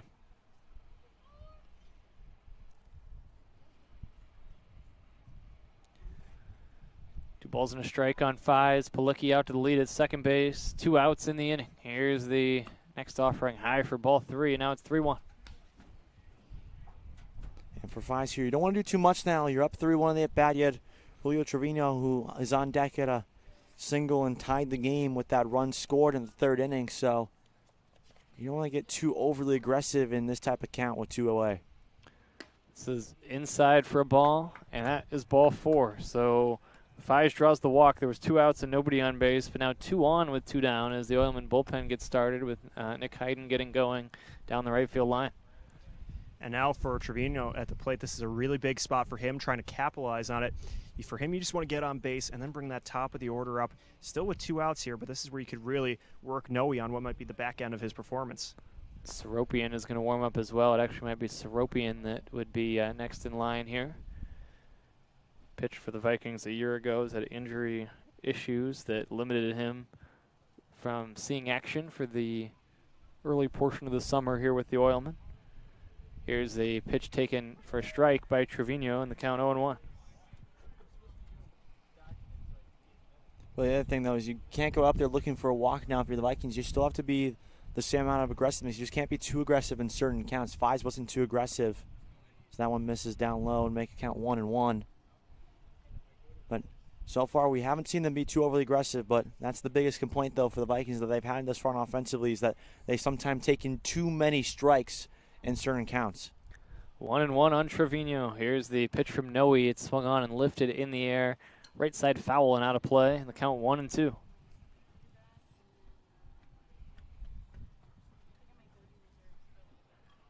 Noe trying to get out of this 4th inning and keep the game tied. He's pitched a solid game to this point.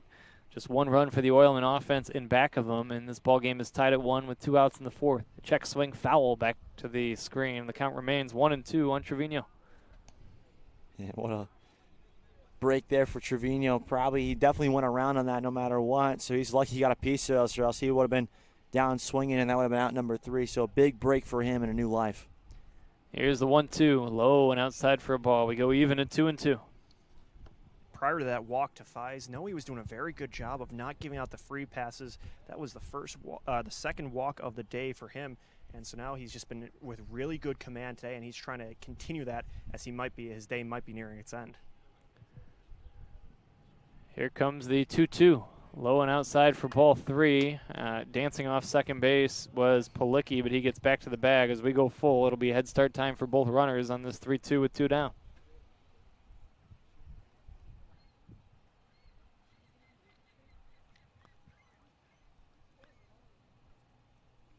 Pleasant day at Dowling with the Oilmen and Vikings colliding here for the 7th time this season.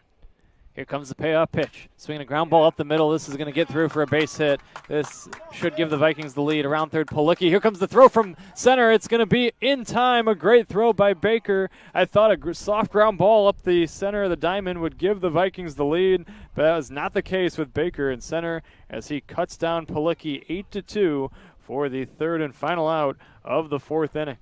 The Vikings do not score. No runs, 1 hit, and make that 1 run or 2 hits. No runs, 2 hits, and 2 left on base. We've played 4. Leo will have it for you when we come back. It remains Oilmen 1, Vikings 1 on the Northwest Indiana Oilmen Broadcasting Network. You hire certified electrician contractors, you're getting the best. But just as important as our skill and expertise is our culture of safety. We know it's important to you, and we know it's important to them. Certified Electrician represents the NICA IBEW team, a team where safety and productivity go hand in hand. It's why our jobs finish on time and on budget. It's why owners that use us are repeat customers. Certified Electrician, working together, powering Northwest Indiana. Wait! Let me help! Land of Frost! Premium meat! Delicious! And no byproducts! Toss it in. Et moi? Okay. Whee! Make the smart choice. Land of Frost Premium Meat. Yes! When it comes to Sunday, choose the right couch. Here's to the original light beer. It's Miller time. Safety doesn't come in a box. It's not a banner that goes on. It's empowering anyone to offshore teams, onshore support, and it's empowering anyone to stop a job if something doesn't seem right. At BP, safety is never being satisfied and always working to be better.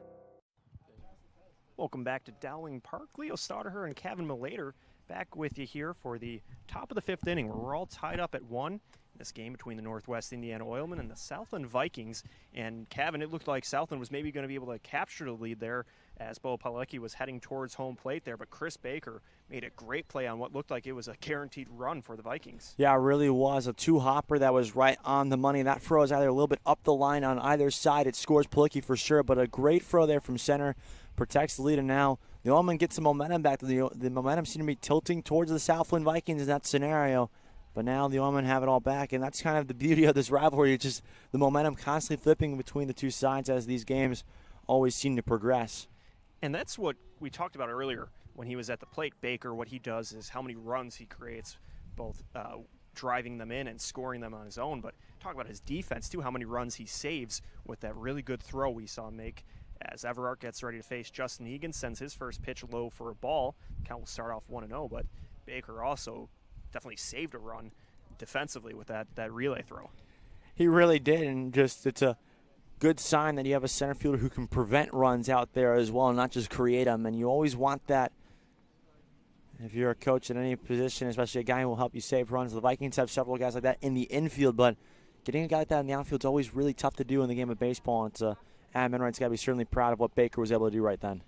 Everard misses for ball 2 as now Egan fouls one away into the Oilman bullpen. And Nick Hayden avoids getting hit by that one as he goes back to his catching duties out there. But Egan was a ground-out victim last time up in the 3rd inning. Grounded out to second base. He's looking to start this inning off and get the top of the order up. It'll be Egan, Baker, Famacanon to start things off as he fouls another one away to the right side of the diamond. Out of play. So that evens count at 2-2. Leadoff batter Justin Egan, graduate of Carl Sandburg High School, plays his college ball at Blackhawk. He's looking to help the Oilmen out with his bat tonight, playing some first base as well. And now the 2-2 from Everard. This one's sent out to center field. Coming in on it is Fenner, and that's going to be caught by the Vikings center fielder there for out number 1. Well hit off the bat of Egan, but Fenner was able to get a good read on that for out number 1. And speaking of good defensive outfielders, that's what Kyle Fenner is right there. It's really tough to hit a ball by him in all sorts of directions because he just always has that perfect drop step, and he's able to go and collect every single baseball possible if it's in the air. He always makes the smartest decision. So sometimes that means allowing a base hit, but if it prevents the run from going in the ball, from going for extra bases, he'll do that. And right there, he knew he had a chance to get to that ball, and he was immediately on it. What a great play there by Fenner in center. Baker fouls away the first pitch he sees to start off 0-1. So on both the play by Baker, where he had to come in on a 2-hopper to throw home, and then that play by Fenner, where he had to catch that one on a fly, both center fielders had to come in. This is one of the deeper parks we'll see in the league, so you typically see the center fielder positioned pretty far back. So that speaks about how much ground, too, that both of these guys can cover playing in the middle of the outfield. No, I totally agree, and that's what makes it so much more impressive on plays like that. And you talked about the depth, 400 to straightaway center here at Dowling Park. It's arguably one of the deepest parts in all of the Northern League. And if you have to be really skilled to play center field here because there's a lot of ground you have to cover already as a center fielder, but you have the dimensions of this park, and it just really skyrockets. Baker takes a ball to make the count 1-1. Baker walked and came around and scored in the first inning. He grounded out in the 3rd. He's looking to reach base again here now in inning number 5. Everard goes through his windup here. Baker cracks that one out towards left field. That might be drifting foul. Trying to get a beat on it is McKenna, and that goes into just past the Viking bullpen on the left field side of things, and we'll make the count 1-2. Right here for Everard. Baker's always just such a tough out to get. You are one strike away. Probably going back to that breaking ball here in this scenario because Baker's been starting to ride that fastball a little bit. He saw it in that first at bat against Everard. And then Baker chops this one over to second base where Palicki gets a read on it, throws over to first base in time for out number 2. There was that breaking ball right there. Baker was out in front of it, which is why that ball was so weakly hit. And nice shot by Palicki. We saw him have some trouble with the ground ball in the error in the third innings of Fama Cannon, who's now stepping back up. Good to see him range over there and make what's not an easy play with the speed of Baker going down the line at first. So there are 2 away in the inning after Egan flew out to Fenner and Baker grounded out to Palicki. And now that brings Fama Cannon into the box here with 2 away and no men on. First pitch is in there for a strike. Everard now has been going pretty deep into this game after being called to action earlier than anticipated. And seems to be doing a good job at getting these Oilman hitters guessing. As the 0-1 pitch from the right-hander, fouled away to make this an 0-2 count. And really, when you have a pitcher who's faced a certain team so much, that hitting team really figures out ways in that second, third, fourth appearance to really grind out at bats and get extra hits off of a guy when you struggle the first time. But that hasn't been the case today because I think they're all front off with Everard coming out of the bullpen. They're used to him in the starting role. But right now, this is probably about the third inning for Everard. So he's usually pretty strong. You know, man, we get to the 6th, 7th inning. If Everard's still in the game, then the questions become how did the Oilmen figure out a way to manufacture hits and base runners? The count moves to 1-2 to Tyler Fama Cannon. He struck out in the first inning and takes a ball there to even the count at 2. He reached on an error back in the third. So he's trying to get back on base here. Give the Oilmen some life here. They have been able to get some 2-out base runners here as Zebig had the RBI single with 2 outs in the first inning. We saw Cosenza belt out a huge double with 2 away in the fourth. So they've been no stranger to getting a base runners on with 2 in the bank this inning as Fama Cannon goes down swinging there. Can't quite connect with 1 from Everard. So the Oilmen go down in 1-2-3 fashion through 5.5. It remains a 1-1 deadlock here at Dowling Park. You're following along on the Northwest Indiana Oilmen Broadcasting Network. Football legend Tom Flores, a.k.a. the Iceman, a.k.a. the first Latino quarterback and head coach ever, a.k.a. why isn't he in the hall yet? Well, Coors Light is going to do something about it. I'll drink to that. I am a success. I am the future. I am. I am. I am. I am. I am. I am. I am. I am. I am Ivy Tech Community College. Are you? You guys are crushing it. See how 8 grams of healthy protein in Land of Frost premium meat gives you energy and keeps you full. Let's get those buns toasted and bread. Cheese, 10 more. Go. I'm getting shredded. Make the smart choice. Land of Frost Premium Meat.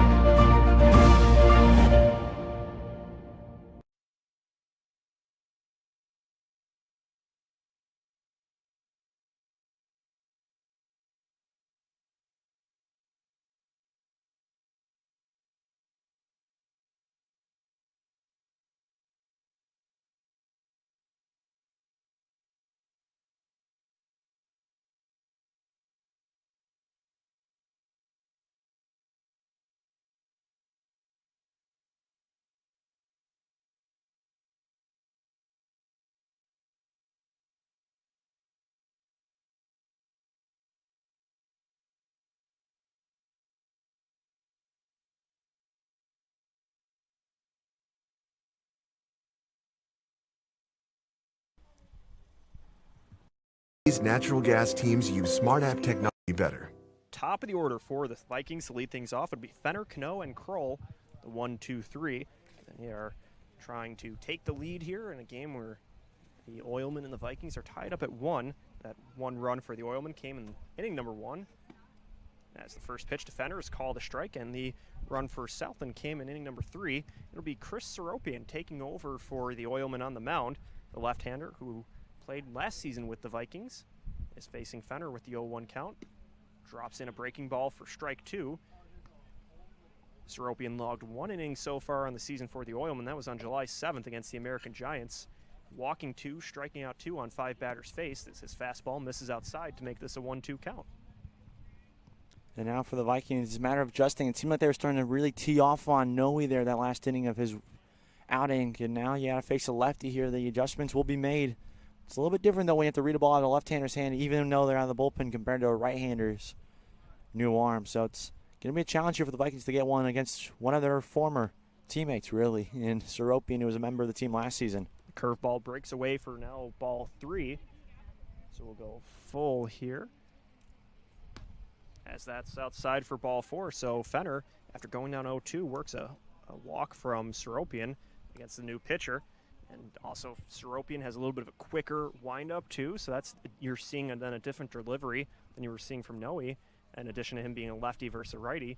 And we'll see how the Vikings adjust now as the Oilmen go to their bullpen. With Blaze Cano in the box here, he's reached base both times.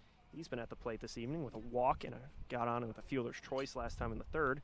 He takes a first pitch ball from Seropian. And this opportunity here for the Vikings, they have done a great job this entire season of pouncing on new pitchers out of the bullpen. And Cano chops this one over to third base. Cosenza gets a read on it, lofts it over to Egan at first base. He's pulled off the bag, so that will put Cano on base safely on the error there.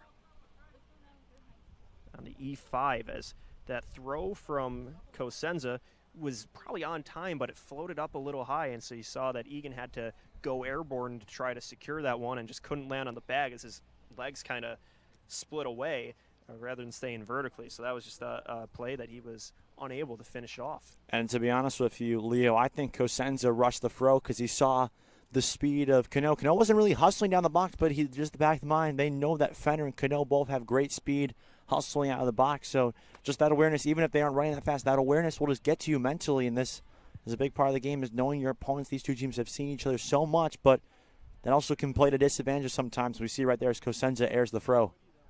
And so now we're seeing both base runners taking off to lead the throw over to second base, not in time.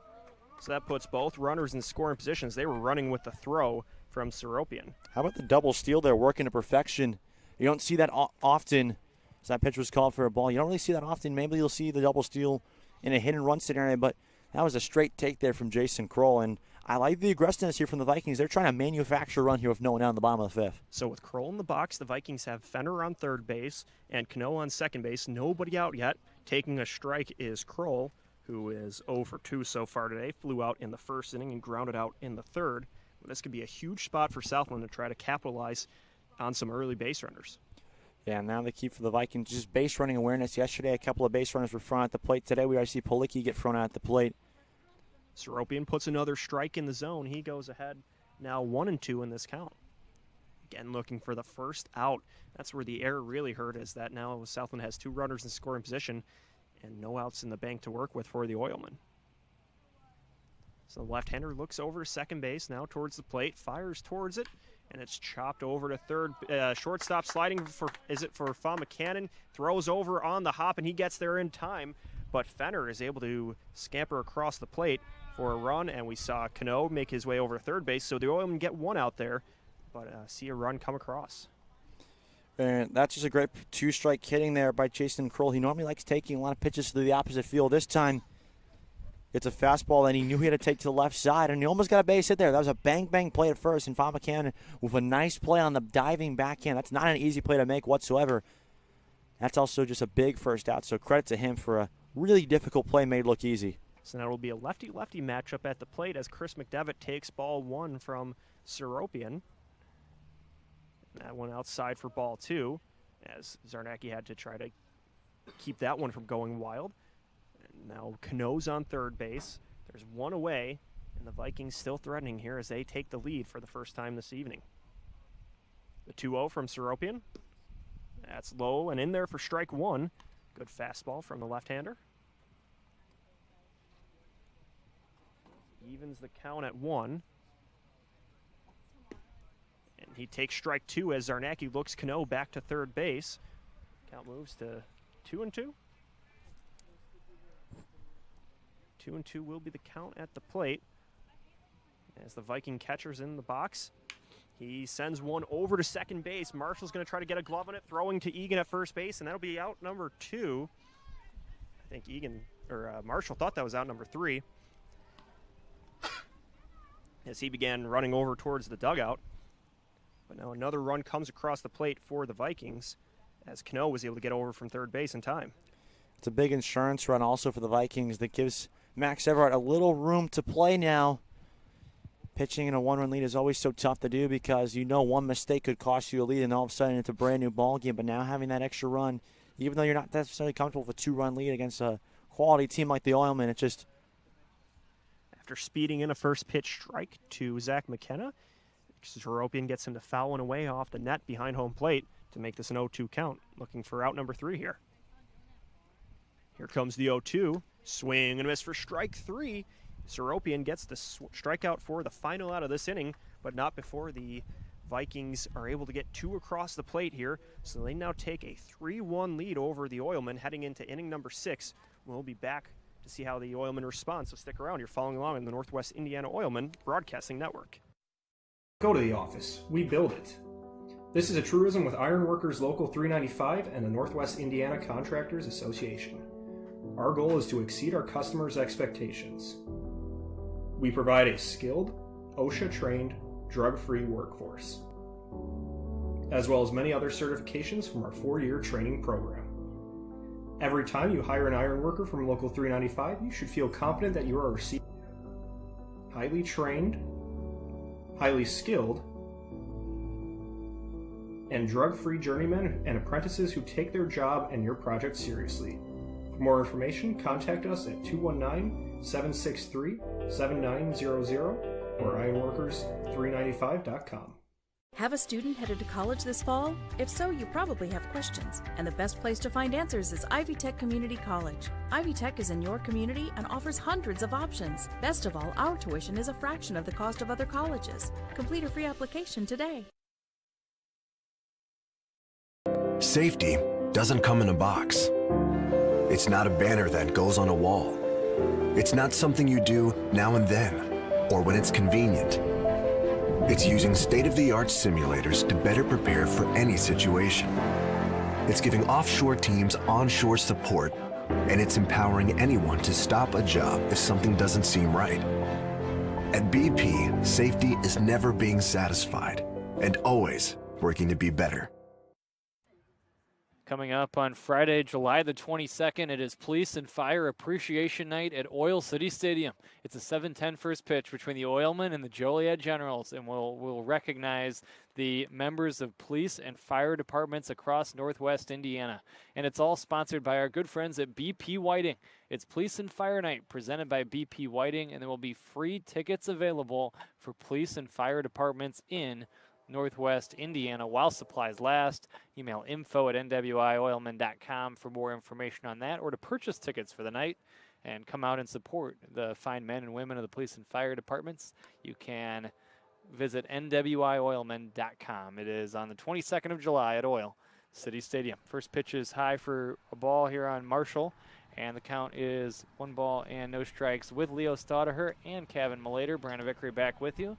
This is inside for a ball. James Dorr is with us as well. He's producing today's game. Good to have you along on the Oilmen Broadcasting Network, however you might be watching or listening, whether it's on AM 1230 WJOB, JED TV, Region Sports, or the Oilmen Facebook page.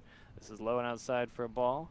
And the count now 3-0 with Everhart still working for the Vikings, and his team has taken now a 3-1 lead. Yeah, it's going to be key here for Everhart to try to fight back in this at-bat. You don't want to give a leadoff walk to Marshall and then allow the tying run to step up to the plate. You just can't afford this happening in a 2-run ball game. You need to be able to be quick and effective throughout the rest of this one, especially knowing that the pitching is going to be slightly thin now after you had to come in way earlier than I think Southland would have liked or hoped. 3 balls and a strike here on David Marshall leading off the 6th inning. Vikings 3, Oilmen 1. This is outside for ball 4. It's a leadoff walk. It's been an effective job by Everhart to come out of the pen on short notice. He's a guy who's normally a starting pitcher. He knew he would come out of the pen, but didn't know it would be that early in the game. And he's been effective keeping Southland now in the lead, or keeping the game tied for an extended period of time. Especially the way he had to come in so early. Sometimes that can throw off the composure of a pitcher when you know you're going to work that day, but when it's way earlier than you think, you start thinking about that. You need to go deeper in, and that affects how you throw. But Everhart just has looked very composed up there and has just been attacking these Oilmen hitters. Jack Zebig swings the first pitch and lifts this one in the air down the left field line. Fives out to over to take a look at it, but it one hops out of play, and the count 0-1 on Ziebig. Oilmen will play the Giants tomorrow. That's going to be a single game starting at around 6:30 tomorrow night from the Kroc Center.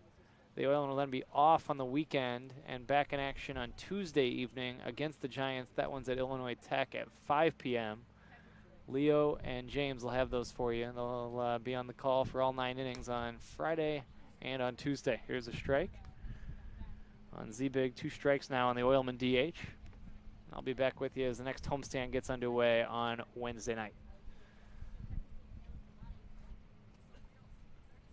Tickets available for next week's homestand as the Oilmen are home throughout the week next week beginning on Wednesday. Here's the 2-strike pitch. This is taken for strike 3 called. Ziebig is caught looking, and he's out on strikes for the second time today. That's the first out of the 6th inning. Good movement on that 2-strike pitch from Everard as it looked like maybe it was going to go outside, then just looped right back in and froze Ziebig up there for strike 3. And how about both Everard and Velchek now after that strikeout? That's 11 combined strikeouts for the two Viking pitchers today. They've really done a nice job just keeping these Oilmen hitters off balance thus far, and they've also had a couple of quick strikeouts as well right there. Just a 3-pitch K there on Ziebig. Now it's Kyle Zarnacki standing in with 1 out and 1 on. Everard delivers inside for a ball. 1 ball, no strikes. Breeze picking up a little bit. Just a beautiful evening for a game. Oilmen and Vikings going at it for the 7th time this year. The Vikings have won 4 of the first 6. Here's the pitch to Zarnacki. It's swung on and lifted in the air, right side foul, and this is going to get out of play. The count 1-1.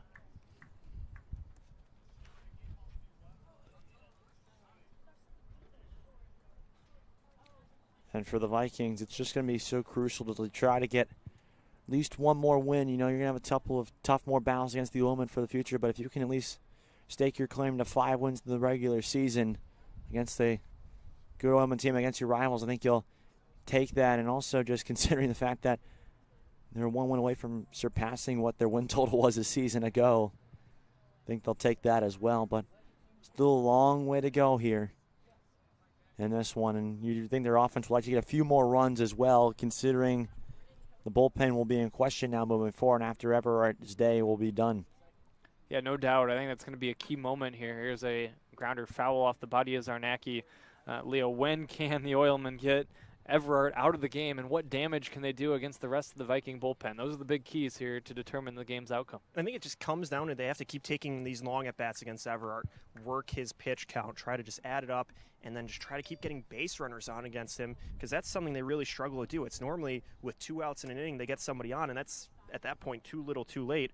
So you want to go at attack here when you got the leadoff man Marshall on, and there's still only just 1 out in the inning. This is swung on and lifted foul, high in the air. Kroll back to take a look. He slides for it, but this gets out of play. So he slides up against the side wall there, or the fence, or the wall behind the home plate area. He's okay. Nearing 60 pitches now at 59 pitches for the day is Everard, so he's been pretty efficient since coming into the game with 2 outs in the second. And I can honestly see him in a game like today potentially going his normal pitch count of 80, 90, maybe even get to the triple digit at this point with the way he's been able to work quick and efficiently to most Oilmen hitters. They've been fighting off a couple of tough pitches, but he's still able to get outs quickly, Brandon. Zarnacki standing in, but again, he pitched 115 pitches on Saturday, had Sunday and Monday off, and then on Tuesday it was kind of a laborious inning. I don't have the exact pitch count from the All-Star game on Tuesday night, and then one more day off after that, and then back in action for an extended outing out of the bullpen here on Thursday. And I will say, though, as here's the next offering. Swing and a miss by Zarnacki. He's out on strikes for the 3rd time today.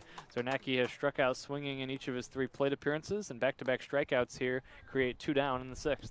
If you're going off of a normal 5-day rotation, a Saturday start, then the throw day would be Tuesday, which is when the All-Star game was, and then technically the next start would be that Thursday. So this is technically would have been his start day had Nolan Velchek not been available later in the week, so they pushed his start back to this week, Thursday, when he was available to go.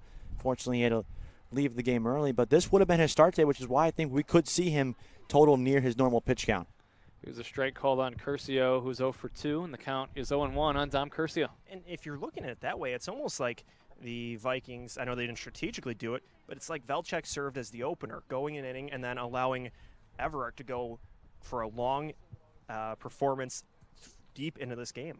0-1 swung on and fouled out of play. Well, I'll say this. Having Everett available is crucial because most times when you see a pitcher in this league leave after less than 2 innings, even after 3 or fewer innings, whether it's for ineffectiveness or injury, it's going to be very difficult for that team to win the game.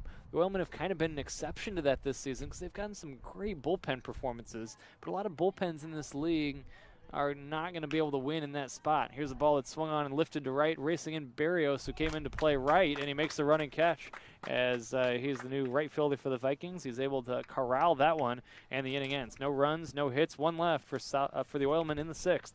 We played 5.5. It remains Southland 3 and the Oilmen 1 on the Northwest Indiana Oilmen Broadcasting Network. I've never seen ads on top of the roof where it's helping the community.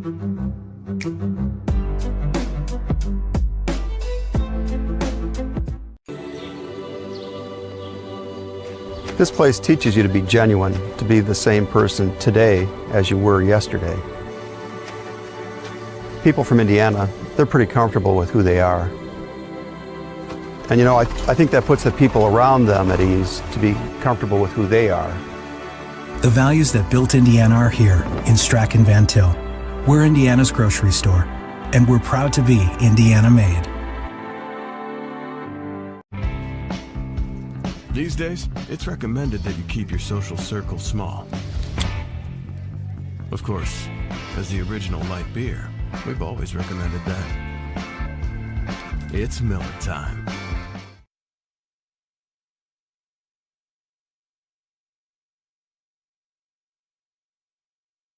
These natural gas teams use smart app technology to share data from any well instantly, so they can analyze trends and stop potential problems in their tracks, because safety is never being satisfied and always working to be better. Back at Dowling Park, Seropian back out for another inning of work. The left-hander was, again, late to be able to throw this summer after he had been down with an injury, but he's been a welcome addition to this Oilman pitching staff. That's the one thing about the Oilmen. We've talked about it, Leo. I think the biggest strength of the team is the depth of the pitching staff. That's going to show through here down the final stretch. And especially that it's not just a few guys. That's not just the starters. It's not just, you know, maybe a good closer or a stretch reliever. That you have just a lot of different guys that can go different roles. Someone like Silas Noe today, typically used as more of a 2-3 inning bullpen guy, was able to get the start. Someone like Logan Strutz has been used in multiple different roles. CJ Burdack, someone that can go deep innings. The Oilmen have so many different guys that are versatile, and that's big for playoffs because you never know how you're going to use a pitcher in the postseason. So to have guys that can do these different roles in the regular season can make them so much more ready for postseason baseball. Daniel Barrios is going to bat for the first time today, like last Friday, for instance. And I think we'll see more of games like that the rest of the way. This is high and in for ball 1 to Barrios, who again is batting for the first time, 1 ball and no strikes. The game was won simply by recruiting more pitching specifically. Here comes the 1-0. This is swung on and missed. The Vikings did everything better than the Oilmen on Friday night in terms of the game itself, but because Adam Enright was able to stockpile pitching and get his arms there on a regular basis, this is a swing and a miss. He went too far, I believe, on a pitch that was low. That's what won the game. The Oilmen just simply did not run out of pitching, whereas Southland did, and both teams had short starts from their starting pitchers in that game on Saturday. Here comes the next pitch to Barrios, swinging a grounder foul. Yeah, and it felt like the Oilmen this was Friday. And the Oilmen on that game also put a lot of really tough plate appearances against the Viking arms that were available to throw in that game, and it really made it difficult for them to win that ball game. And then look at that Saturday game, it was vice versa. The Oilmen probably should have won that game, and Southland kind of won it at the last possible moment there. Swing and a miss by Barrios. Coming back to strike him out is Seropian Kevin for the first out of the 6th inning. Yeah, that's a great piece of pitching right there after Getting Barrios to chase at a couple pitches down in the dirt. You come back, you change the eye level of the hitters. Good pitchers are able to do that, and Seropian able to do that right there for a big first out. Being able to retire the leadoff man is huge because he was unable to last inning. First pitch here is a strike, and the count is 0-1. It's Palicki standing in. He takes outside for a ball. The count evens at a ball and a strike on Bo Palicki, who is 1 for 2. Here's the 1-1 from the southpaw. It's taken for a strike at the off speed, and the count 1-2. Just even getting someone like Seropian mid-season, someone who's pitched in the league before, that's a good bonus to have, a more veteran arm coming into as a reinforcement to help you midway through. Nate Thomas, another guy we saw on Friday, just throwing a lot of gas on the mound. Getting some of these more experienced pitchers as you're already kind of underway in the season can really help out this younger Oilman team. This is low for a ball, 3-2 now on Palicki. Shalaski was able to throw in the All-Star game. That was a good sign after he had been injured and left his previous start early. So you should have him going forward. Here's the payoff pitch, swinging a foul. It remains 3-2, but Lolito has been shut down for the summer. So we saw him at the All-Star game. He was out to take part in the festivities, but did not pitch in that game. And we won't see him the rest of the way. So that's a big loss, but you have the depth to withstand it. Here's the 3-2. This is taken high for ball forward of Palicki, and it's a one-out walk. And you don't want to say it's ever a good thing, the Lolito situation, but you knew that he wasn't going to be with the team for the duration of the summer, that his starts were limited. So the fact that they have now been able to figure out how they are going to replace him and have been able to get it underway maybe earlier than anticipated speaks about how they can move forward without him, that they weren't too reliant on him, and then his loss becomes even more glaring if it came in August, let's say. Nick Fies with 1 out, 1 on, takes a strike in the count 0-1. There's action in the Oilman bullpen. Logan Strutz is getting ready down the right field line. Here's the instead a pickoff throw to first, diving back in head first safely is Palicki.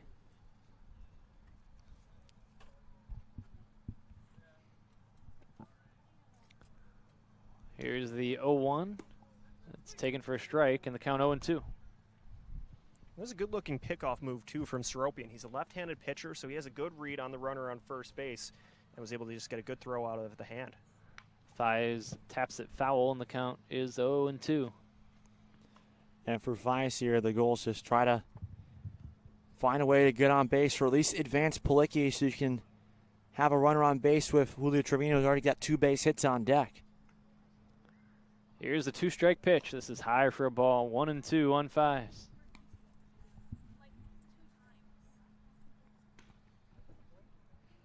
Palicki the lead at first. Fies batting with a count of 1 ball and 2 strikes. This is swung on and lifted in the air, foul over our heads, and this is out of play. Remains 1-2 on Fies.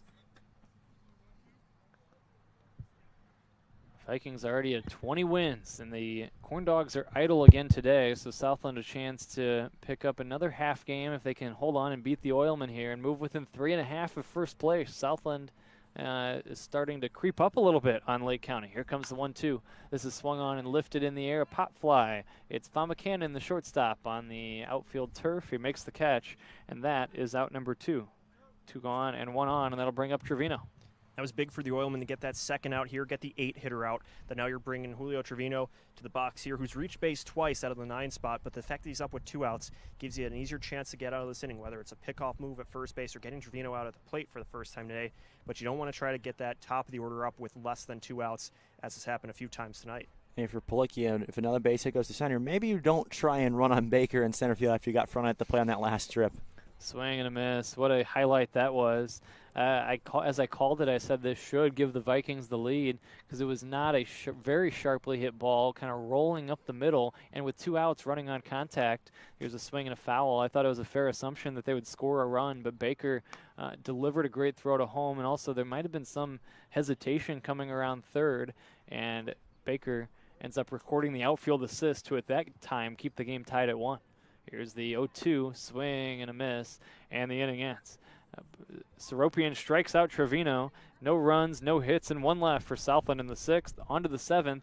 It's 3-1 Southland on the Northwest Indiana Oilmen Broadcasting Network.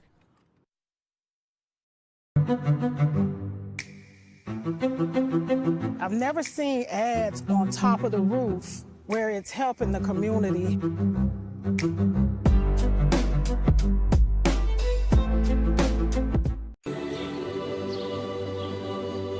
This place teaches you to be genuine, to be the same person today as you were yesterday. People from Indiana, they're pretty comfortable with who they are. And you know, I think that puts the people around them at ease to be comfortable with who they are. The values that built Indiana are here in Strachan Van Til. We're Indiana's grocery store, and we're proud to be Indiana made. These days, it's recommended that you keep your social circle small. Of course, as the original light beer, we've always recommended that. It's Miller time. Safety isn't a list of boxes to check.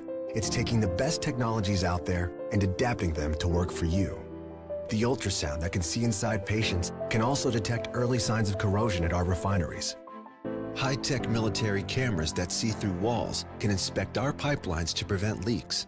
Remote-controlled aircraft can help us identify potential problems and stop them in their tracks. At BP, safety is never being satisfied and always working to be better. Safety doesn't come in a box. It's not a banner that goes on a wall. It's not something you do now and then, or when it's convenient. It's using state-of-the-art simulators to better prepare for any situation. It's giving offshore teams onshore support, and it's empowering anyone to stop a job if something doesn't seem right. At BP, safety is never being satisfied and always working to be better. And we're back here as we continue along and take it to inning number 7. Brandon Vickery, Kevin Malater, Leo Staudaher, James Dorr is with us as well. We're at Dowling Park in Hammond as we go to inning number 7. It's the lower third for the Oilmen in the 7th inning. And as has so often been the case at games at Dowling Park this season, the Oilmen find themselves in need of offense. Here's a swing and a miss. And the count is 0-1 on Cosenza. And we talked about earlier how the Oilmen have had to roll with the punches against the Vikings all season, kind of adjust late in the game and try to punch back. Now in the back third of the game, this is where they really need to try to get something going against Everard. Here's a swing and a ground ball past third and into left field for a base hit. Tricky hop on Fies, the third baseman, and Cosenza has his first hit of the day, a hard hit ball that bounces past Fies. He wasn't quite in front of it and was trying to backhand the ball, and it turns into a leadoff single for Joe Cosenza. And that was a tough play for Fies to make, as that was scorched off the bat of Cosenza, and Fies had to try to reach his glove from the left side of his body over across to his right. He wasn't quite able to get in front of it. Trying to backhand it he was, so that's almost, if you can't time that up perfectly, it's going to go out to the outfield, and that's what we saw there. He really just wasn't able to stop that, and that results in a leadoff base hit for Cosenza. Here is Chaz Clark. This is swung on and lifted in the air, foul off to the left and out of play. And yesterday, Crowell, in the first game of that doubleheader against the Generals, made a diving backhand stop on probably the hardest hit ball I've seen in a Norfolk League game this year. He got up and threw out the runner at first base. It was the greatest play I've seen thus far from a Vikings infield, just because it was probably the fastest runner on the Generals lineup, plus how hard that ball was hit. You could not possibly think that he would have been able to throw that runner out, but Fies was able to. That time, though, kind of just whiffed on it, but didn't get any lever there as we saw Everett try that pickoff attempt. Back to the bag safely at first is Cosenza. Crowell has come in the game to play left field. This is low and in for a ball. So Kroll remains behind the plate, and it's Crowell in left. And we mentioned Barrios has come on as the right fielder. 1 ball, 1 strike on Chaz Clark. Cosenza out to the lead at first, being held by McDevitt. McDevitt heading to Lewis next year after playing at Indiana State. He's the first baseman for Southland. This is swung on and lifted in the air, center field. It's a routine fly ball. Fenner is there to glove it and retire Clark, who's now 0 for 3, as that's the first out of the 7th inning. That one was hit hard, but not deep enough for a play to be made where Cosenza could tag up Fenner, one of the best defensive center fielders we see in the league, was just able to get under that one routinely for out number 1 in this inning. One out, one on, and Justin Egan will stand in next. Egan entering the play today 0 for 1 with 2 walks offensively this season in limited duty. And he's 0 for 2 here in this one. He bats with 1 out and 1 on in the 7th.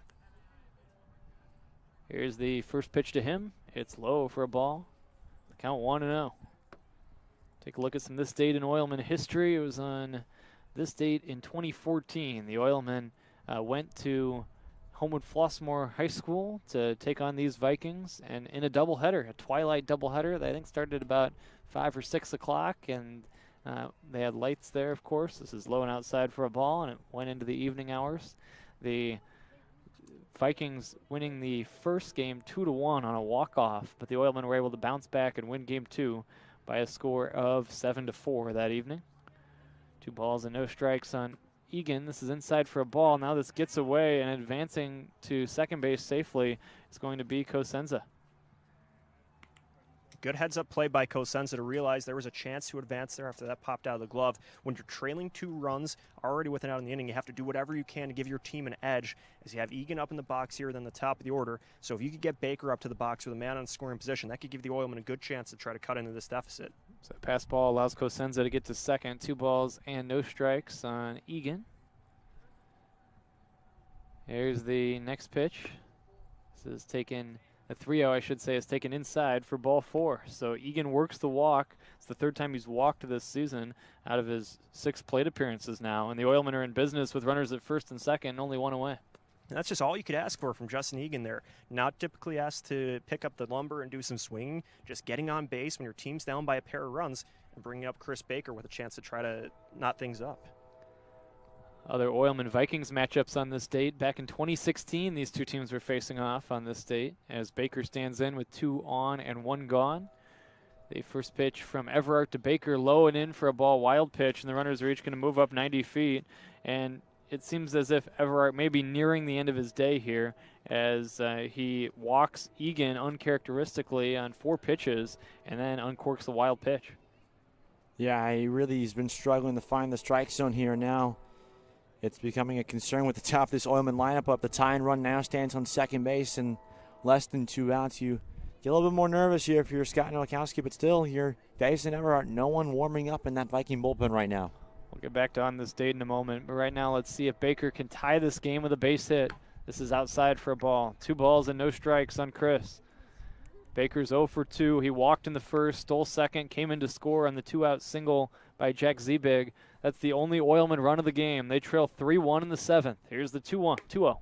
Taken outside for ball 3, and now 7 straight have missed the zone from Everard. And this could be a spot where you really feel like Chris Baker is due here. He's been retired twice by Everard. Now he's seeing him for a 3rd time. You have to think he's making some mental adjustments and could really try to find something to do some damage with here. He swings away on 3-0 and grounds it through the right side, a base hit, 1 run in. Here's Egan getting the stop sign at third base as the throw comes in. Matt Vituli throws up the stop sign and holds Egan on the ground ball single through the right side off the bat of Baker. He was swinging on 3-0, and he drives in his 21st run of the season with the run-scoring single to right, and now it's a 1-run ball game at 3-2. Just a good one through the teeth of the defense there by Baker. Didn't have to put it on the air, was able to keep it on the ground, and that allowed for a runner to get across. If that was in the air and maybe you saw Cosenza had to wait, but no, that was on the ground, so he knew he could run from Jump Street there and was able to get across to bring this a 1-run game. Here's a pickoff throw to first. Baker, again, has already stolen a base in this game, and with runners at first and third, there is a chance that Oilman would put him in motion here as Fama Cannon stands in. Baker out to the lead at first, being held by McDevitt. Here comes Everard's first pitch to Fama Cannon. This is swung on and lifted towards center. In is Fenner. This is going to drop in there for a base hit. Everybody moves up 90 feet, and the Oilmen have tied the game. Egan dashes across the plate, advancing to second safely as Baker on a flare to center off the bat of Tyler Fama Cannon. His 13th RBI of the year makes this a 3-3 game here in the 7th. This just feels like another one of these thrilling Oilman Viking games we've seen all season where it goes back and forth. The Oilmen rolling with the punches here. It's good that they're not waiting until the 9th inning to try to tie things up, as was the case on Saturday. You're able to get back into this deficit quick and now have a chance to try to take the lead back. David Marshall with runners at first and second. Swing and a miss, and the count 0-1. And this is very reminiscent to the tail end of Everard's last start on Saturday night at the Oil City Stadium, where he was cruising for most of the game and then started to struggle, gave up that home run to Clark, and then had some command issues, which really allowed the Oilmen to get back in the game and eventually tie, which is why he got a no decision, even though it was a pretty strong first four innings for him. This is high for a ball to Marshall. 1 ball and 1 strike. Oilmen runners take their leads at first and second. Oilmen have tied the game with 2 in the 7th, and they're still only 1 away. Here's the 1-1 to Marshall. Swing and a miss. And now Everard ahead of Marshall. 1 ball and 2 strikes. Marshall walked in the 6th inning to lead off the frame. He had a 2-out single in the 3rd. He's 1 for 2. He was also caught looking in the 1st. Bats of the count of 1 ball and 2 strikes. The runner at first found McCannon. Baker with good speed, the lead is second. Trying to find a way across the plate. This bounces in there, wild pitch, and the runners move up to second and third. And now the potential go-ahead run is only 90 feet away with just 1 out in this inning. That's killer because it eliminates the potential of that inning double play that we saw so many times in yesterday's game. If you remember watching the Vikings General game, for Vikings fans watching this, there was a lot of inning double plays in that one, and even in the past in this rivalry series as well. So eliminates that factor, and also now gives Marshall some new hope in this at-bat because Everett now seems to be losing it a little bit here once again in this at-bat after firing 2 straight strikes. Here's the 2-2. Swinging a ball cracked foul left side out of play, and it remains 2 balls and 2 strikes. Everard being hurt by wild pitches in this inning as well. And with the speed of Chris Baker on third base, you have to think that any ball that's well hit can allow him to try to score, that he can kind of create chances on what maybe not a lot of other runners would try to score on, but he just provides so many options on the base paths. 2-2 on Marshall. The most dramatic moment in the game to this point right here. Runners take their leads at second and third. Here's the 2-2. This is taken just off the plate away, and we go full at 3-2. That one did not miss by much there. What a gutsy take there by Marshall on 2-2, a fastball on the outer half of the plate. Even though it's just off, sometimes you never know as a hitter. It was a bold take there, but worked out for him. Now Everard's payoff pitch is on the way. It's taken outside for ball 4. Working the walk is Marshall, and now 4 straight Oilmen have reached. There's still only 1 away in this inning. And here comes Scott Nowakowski to the mound, and we'll see what he wants to do here as he slowly makes his way out to greet Everard.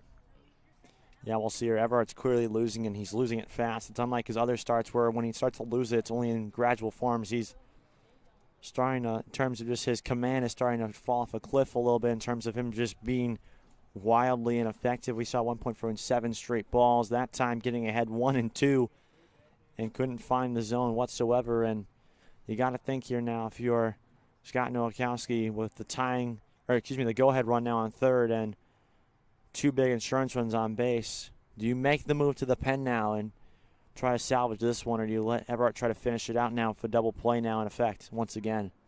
And the meeting has concluded here, and they're going to stick with Everard in this spot. Nowakowski very slowly makes his way back to the third base dugout, and play will resume eventually with the bases full of Oilmen and only 1 away, and a huge moment in this game.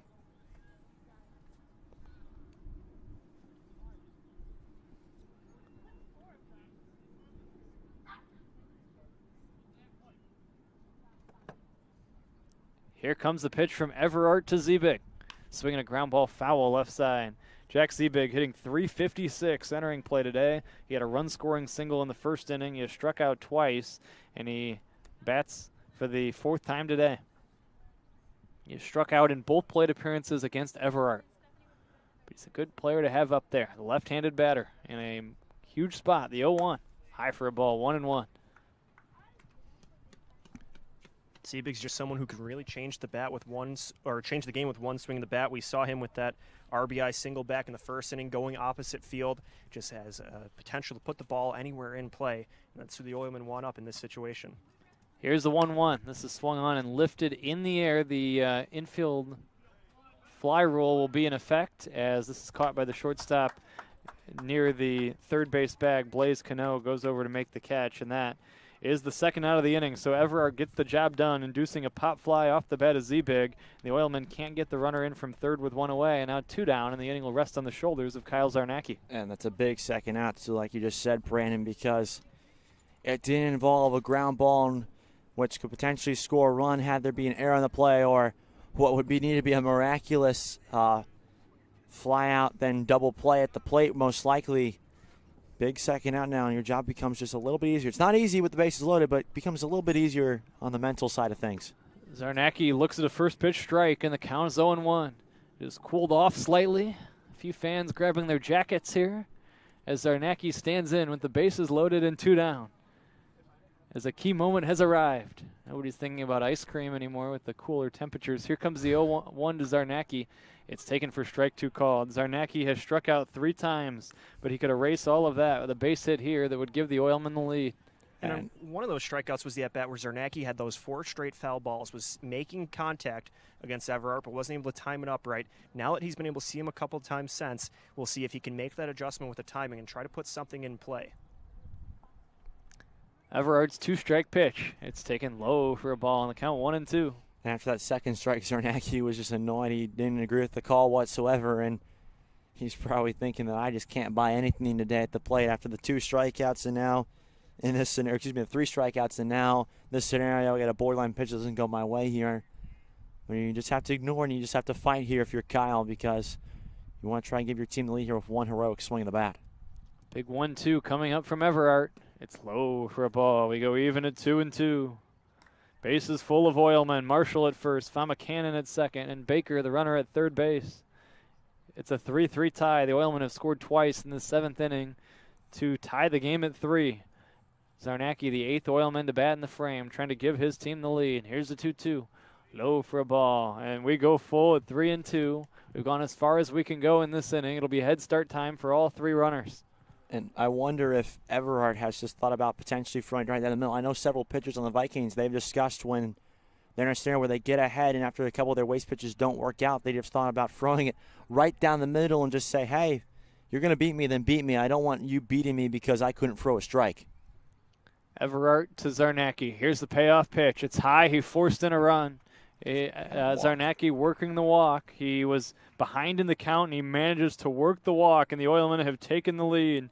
Gives Zarnacki his 20th RBI of the year. He had struck out 3 times, and he was in danger of doing so again with 2 strikes on him, and he's able to lay off some pitches and work the walk and drive in the run.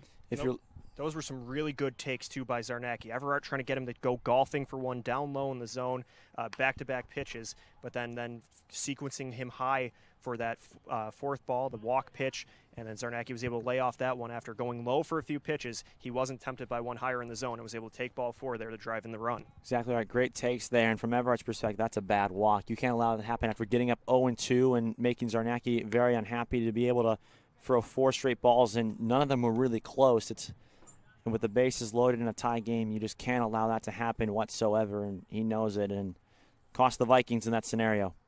Ball 1 to Curcio. 1 ball and 1 strike.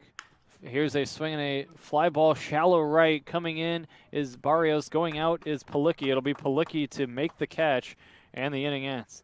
But not before damage done, as the Oilmen take the lead by scoring 3 times. They do it on 3 hits, and they leave the maximum. It's time to stretch at Dowling Park. We played 6.5. It's now the Oilmen 4 and the Vikings 3 on the North. It's just too hot. I mean, God, look at it. It's making the sand burn, the mouth dry, the skin cry. I mean, everything's just... Oh, there's Coors Light. Well, mouth desert, meet ice cold beer. Mountain cold refreshment. That's chill. Who is the IBEW? We're the people who bring the power to your home. The ones who make sure your phone calls and internet keep speeding along. We build things like schools and hospitals. We bring the biggest shows and sporting events to the world. Keep America's railroads on the right track. Help cities, states, and the federal government work for you. And we proudly build products made in the USA. The International Brotherhood of Electrical Workers, the IBEW.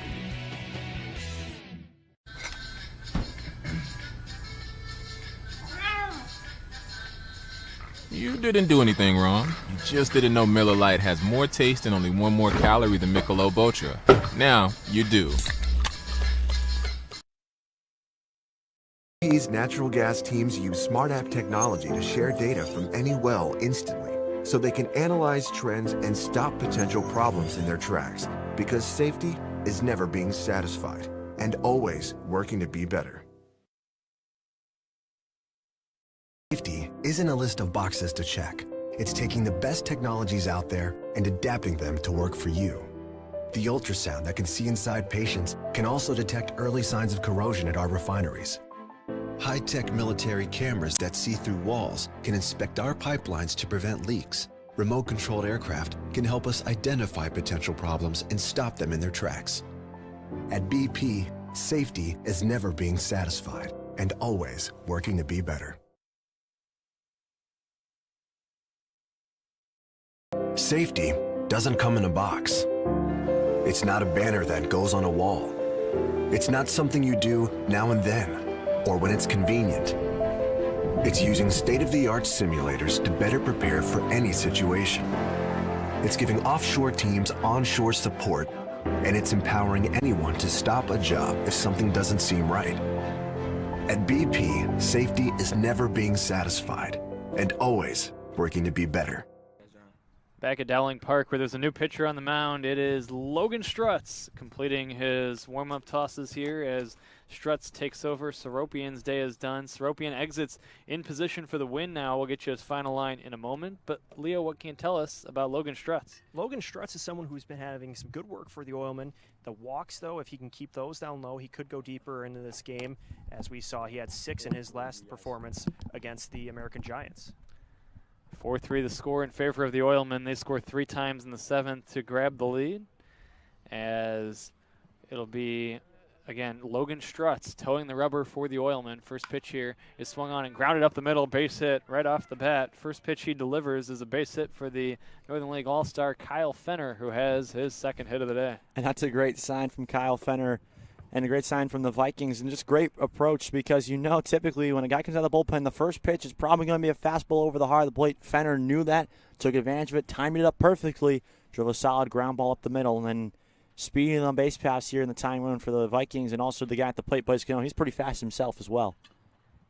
Here's a pitch low and outside for a ball. 1 ball and no strikes. Now trying to advance and advancing to second. No, out at second base as Fenner, I'm not sure if he overslid the bag, but he is out 2-4. This does not count as a caught stealing, but just a put out at second base for the first out as he was trying to advance on what would have been a wild pitch. And good recovery by Zarnacki behind the plate, realizing there was a chance to make that gun down to second, and being able to do it accurately enough where Marshall was able to apply a tag and make that out there. Here's the pitch swing and a miss by Cano, or a swing and a foul, I should say, by Cano, 1-1. Gives you the final line on Seropian. 2 innings. He does not allow a hit, but he does allow 2 runs, 1 earned, and walk 2. And he currently is in position for the win, and Max Everart at this moment is on the hook for the defeat as the Oilmen have taken a late 4-3 lead. This is low for a ball. And right there, that's got to be so frustrating if you're Kyle Fenner, knowing that if you had just waited there, that pitch right there would have advanced to the second base either way. And that's the one problem with the Vikings offense, that they're sometimes too aggressive on the base pass. Fenner right there, because now all of a sudden it changed the entire complexion of this inning. Instead of having a leadoff man and 1 out, or leadoff man, and now a 3-run count in favor of Cano, and you're on second base because that would have been a wild pitch, that 2-1 pitch. Instead now it's 3-1 with 1 out. And the 3-1 is swung on and line to right. That's a base hit, so it really does change the complexion of the inning. Throw to first is close play, not in time, as going it in from right was Curcio. Cano has himself a single, second straight single, but instead of 2 on with 1 away, it's a 1 out and 1 on. And that's where the Vikings now have to shake off that out in the inning. That's where it looms really large, that you could have now had multiple men on, no outs, but you just have to try to get past that one and get your bats moving here. This is the part of the lineup you want up now with Kroll, someone who doesn't have a hit yet today, but has been productive all season. Then McDevitt and McKenna coming up later, some bats that can really do some damage. Kroll swings at the first pitch and lifts it in the air. It's Baker, the center fielder, underneath this one. Kroll is upset as he slams the bat into the turf, and that is out number 2. And once again, that base running mistake now really comes costly, because would have been close if Fenner decided to tag up or not. I mean, Baker's got a really strong arm out there in center field, but once again, changed the complexion of the inning, because still it would have been 2 on and 1 out now instead of 1 on and 2 out. Now a fly out would end the inning rather than just potentially just advancing the runners. McDevitt stands in next. Here's the pitch taken outside for a ball. close play at second base. I thought that he maybe beat the throw there, I but think he did. He may have overslid the base. As it's 1 ball and no strikes on McDevitt. Or otherwise, he was just barely nipped at second base. Here's the 1-0 runner goes. This is low for a ball, stolen base. And around second, headed toward third is going to be Cano. Here's the throw to third. It's not in time. That gets away, but not far enough for any further advancement. Cano goes all the way to third base. He steals second, and then he goes to third on the wild pitch, and he's there with 2 down. A good read by Cano when he got to second base, realizing that ball was still redirecting off the backstop and that he had a chance to then go for third base there. He really didn't stop running. It was almost like a continuous motion going from first to third there, and that puts him 90 feet away from home plate, representing the tying run here. Here's the 2-0 to McDevitt. It's taken high for ball 3 from Strutz. It's 3 balls and no strikes. Yeah, and also you got to credit the Vikings dugout. They immediately were on that ball. They were tracking it the entire way for him, also tracking the run, and they were telling him to go the entire way. The Vikings dugout, very smart in terms of just communicating with their teammates who are on the field when they're in the dugout when they have the bats. The 3-0 is taken for a strike, and it's 3-1. Mike Burness is warming in the Oilmen bullpen down the right field line. Big spot here, 2 outs and the tying run at third base. Here's the 3-1 to McDevitt. Low and in for ball 4. So now runners at first and third. Still the only 2 away now for John Crowell, who gets his first chance to swing the stick today. Once again, though, that wild pitch just keeps looming large, and that base running mistake there. Crowell will try to shake it off and pick up his teammates. The Vikings have been so good in doing that thus far this season, especially in games with the Oilmen, picking up their teammates after costly mistakes against the Oilmen. Let's see if Crowell's able to add on to that list today. A swing and a miss by Crowell, and the count 0-1. Runners at first and third, 2 outs. 2 hits and a walk in this inning. Also an out on the base paths, though, that is crucial at this moment. Here's the 0-1 to Crowell. Swing and a miss, and ahead in the count is Strutz. No balls and 2 strikes. A big start to this at-bat from Strutz here, just attacking the batter at the plate after the walk, now throwing 2 strikes in there, just trying to finish this inning off here with runners on the corners. 0-2. Runner from first goes. Pitch low for a ball. No throw. Stolen base. Swiping second is McDevitt. And now runners at second and third in the count 1-2 on Crowell, with the Oilmen clinging to a 4-3 lead, but a base hit could rearrange the scoreboard. Yeah, and Crowell here, you have to shore up that 2-strike approach. You can't go chasing like he did on that 0-1 pitch there. Strutz has been dangerous thus far, though. Here's the 1-2 to Crowell. Swing and a miss, strike 3. He'll have to throw to first to complete the out, and will, and the inning ends. Out on strikes is Crowell. A big strikeout for Strutz. Zarnacki recovers and throws him out 2-3 at first to make the putout official. And the Vikings do not score in this inning. No runs, 2 hits, and 2 left. After 7, it's the Oilmen 4 and the Vikings 3 on the Northwest Indiana Oilmen Broadcasting Network. It's just too hot. I mean, God, look at it. It's making the sand burn, the mouth dry, the skin cry. I mean, everything's just... Oh, there's Coors Light. Well-mouthed desert, meet ice-cold beer. Mountain cold refreshment. Let's chill. Who is the IBEW? We're the people who bring the power to your home. The ones who make sure your phone calls and internet keep speeding along. We build things like schools and hospitals. We bring the biggest shows and sporting events to the world. Keep America's railroads on the right track. Help cities, states, and the federal government work for you. And we proudly build products made in the USA. The International Brotherhood of Electrical Workers, the IBEW.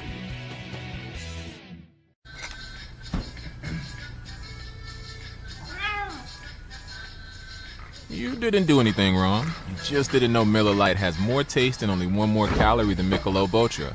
Now, you do.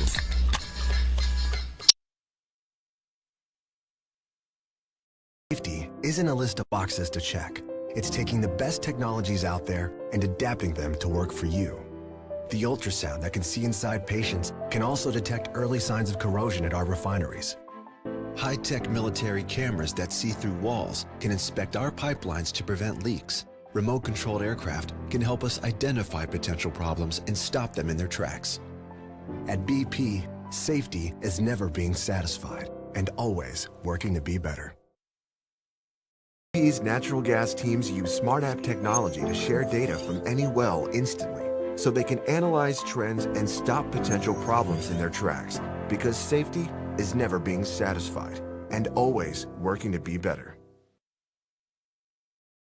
Safety doesn't come in a box. It's not a banner that goes on a wall. It's not something you do now and then, empowering anyone to stop a job if something doesn't seem right. At BP, safety is never being satisfied and always working to be better.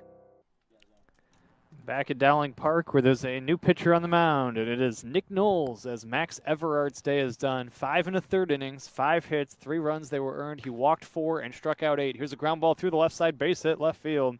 At 1 pitch, and Cosenza is on base again. It's a 3-hit day for Joe Cosenza as he grounds one through the left side. And he has hits in each of his last 3 plate appearances, and this one comes to begin the 8th inning against Nick Knowles. How about the day for Joe Cosenza, coming into the game with his average right on the Mendoza line at 200. Now with 3 hits, he's certainly going to see that average tick up a little bit there. Chaz Clark will stand in next. Here's the first pitch to him. It's low and in. Let's talk first about Everart, Kevin. It was a very strong day for him, coming in kind of a difficult spot after an injury forced him into the game early, and he responded fairly well, although he's on the hook for the loss. And I think the one negative, as this is taken outside for a ball, is he ran out of steam and kind of lost his control at the very end of the outing. Yeah, he ran out of steam, and there were some at-bats where I thought maybe he may have gotten a little too cutesy there, trying to throw 3-0 breaking balls, just trying to hope that something would get over for a strike. I understand the circumstance. When you fall 3-0, you're just trying to get anything over there. That was probably really the biggest fault for him in the contest. Here's a strike called on Clark, and now it's Nick Knowles into the game, and he's coming off a very strong performance. Exactly. 6 innings of shutout ball, and really what was his first true start of the season. Made another start earlier, or 2 other starts before that, but that was really his first true start. He went 6 innings, shutout ball, only allowed 2 hits. The walks were the biggest probably thing to look out for. 3 walks in that contest, but overall he had a solid performance. So swung on and lifted foul left and into the protective netting, and the count remains 2-2 on Clark.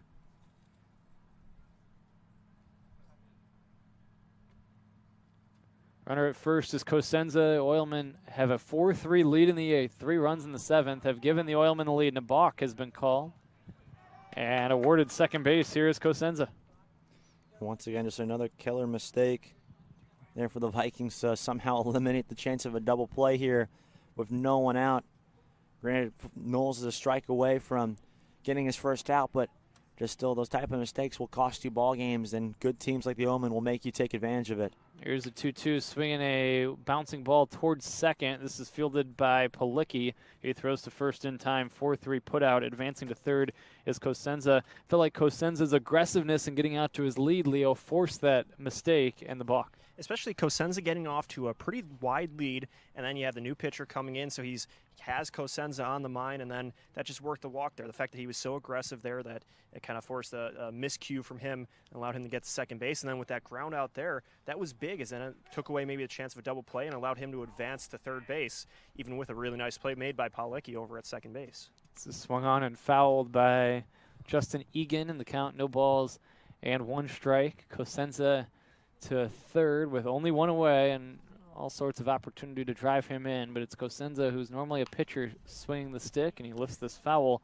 off to the right and out of play, and the count 0-2 on him. And he had such a clutch walk there in the 7th inning. He ended up scoring the run. That would end up tying the game before Baker would later score in that inning. And it's not often you see pitchers swing the bats, but Cosenza just got great discipline thus far. I mean, even his 2 at-bats before that were both quality ABs. And here he swings and grounds one into left for a base hit. An insurance run scores for the Oilmen. It's a 5-3 game as Egan grounds one through the 5-hole between the shortstop and second baseman for his first base hit of the season, a run-scoring single that makes it 5-3 Oilmen. And you could just hear how excited the players in the Oilmen dugout were for Justin Egan there. And normally a pitcher being able to find a pitch higher in the zone and just send it right down the third base line for an RBI single. That was a much-needed insurance run for the Oilmen. And Baker gets hit by a pitch as he's nailed with the first pitch. It bounced up and deflected off the lower portion of his body, and Baker's on base for the 3rd time today. Advancing to second is Egan with 1 away. play here in the 8th. It's 5-3 Oilmen, and they're looking for more. That's where also the Cosenza aggressiveness in the base pass really proves large there, because that Clark ground ball would have been a double play most likely,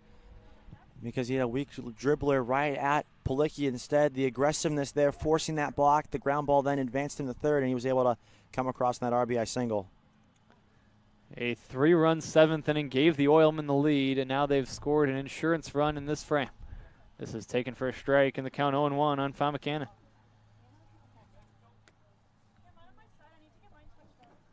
Hunters taking their leads from first and second. Here's the 0-1 pitch, and this is low and in for a ball, 1-1.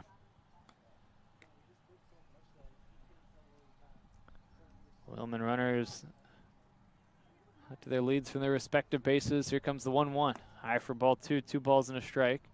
But these two teams met on this date back in 2016, and it was the 7th straight Oilmen win as they took over first place on this date. They had a slow start that season, but on this date, back in 2016, 6 years ago today, they beat these Vikings 6-1 to take over first. Here's a line drive up the middle. That's going to be a base hit. Egan around third. He gets a late stop sign at third base, and the bases are going to be loaded after a Tyler Famacana base knock, his second of the day. That's probably a good call, holding up Egan at third base there. You didn't want to risk it, someone who's not normally on the base paths, trying to go for home there on what would have been a close play, as the Vikings were able to rebound pretty well defensively there. And now you have the bases loaded. David Marshall, someone you really trust up at the box. You really didn't have to risk it there with Egan on third base. It is Marshall standing in with the bases full, and the Oilmen already leading by a 5-3 score. This is low and in for a ball, 1-0. And lastly, on this date a year ago, it was 1-0 late in a pitcher's duel between Ladondo and Lolito, but the Oilmen broke it open and beat the Crestwood Panthers 7-0. Here's the 1-0. It's a strike, and it's 1-1. A great outing by Matt Lolito on this date a year ago today. That is on this date. Nothing that overly jumped out today, but we'll have more of that next week. 1 ball, 1 strike, the count on Marshall. Runners taking their leads from all 3 bases. Here's a swing and a ball that's lifted to left. Will it be deep enough? Crowell makes the catch, tagging from third and coming toward the plate. The throw to home is late. Now the throw to second is going to be in time, and that's a double play, and the inning ends. It's still a sacrifice fly and an RBI for as the run comes in and scores, and the side is retired as Egan scored the run.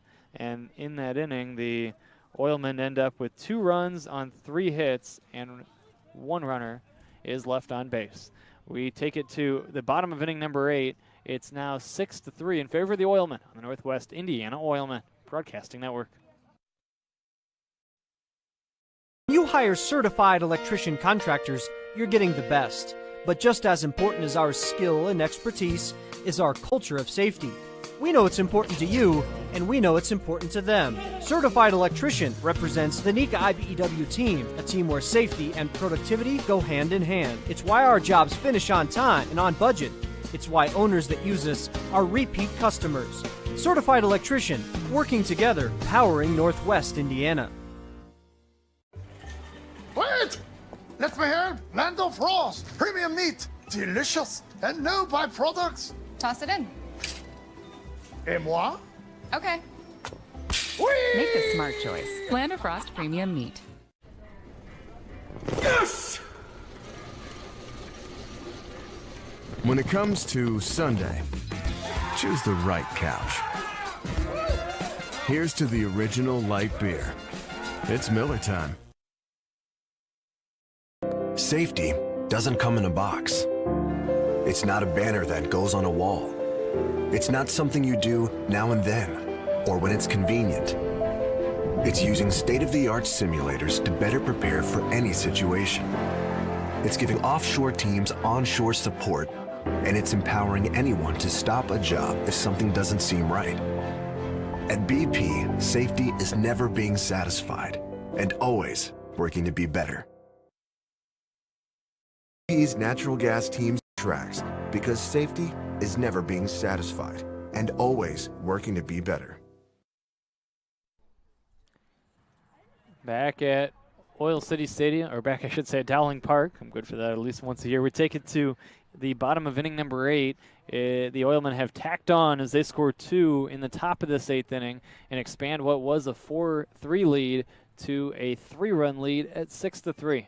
And it's a new pitcher on the mound for the Northwest Indiana Oilmen as left-hander Mike Burness has taken over. Strutz goes 1 inning, 2 hits, no runs, a walk, and a strikeout. The Vikings threatening in that inning against him, but Strutz able to get out of it unscathed. That was a huge strikeout of Crowell to end that 7th, and now Barrios will take ball 1 in the count, 1 ball and no strikes. But that was crucial to get out of that inning with the lead intact, and then even more crucial to add on in the top of the 8th.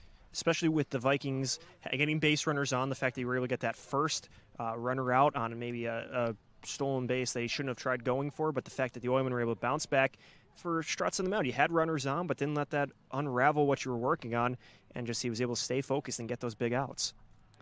This is swung on and lifted to left center. It's going to be down for a base hit, a line drive into center field. Baker picks it up and gets it back in, and Barrios has himself a leadoff single to begin the 8th inning.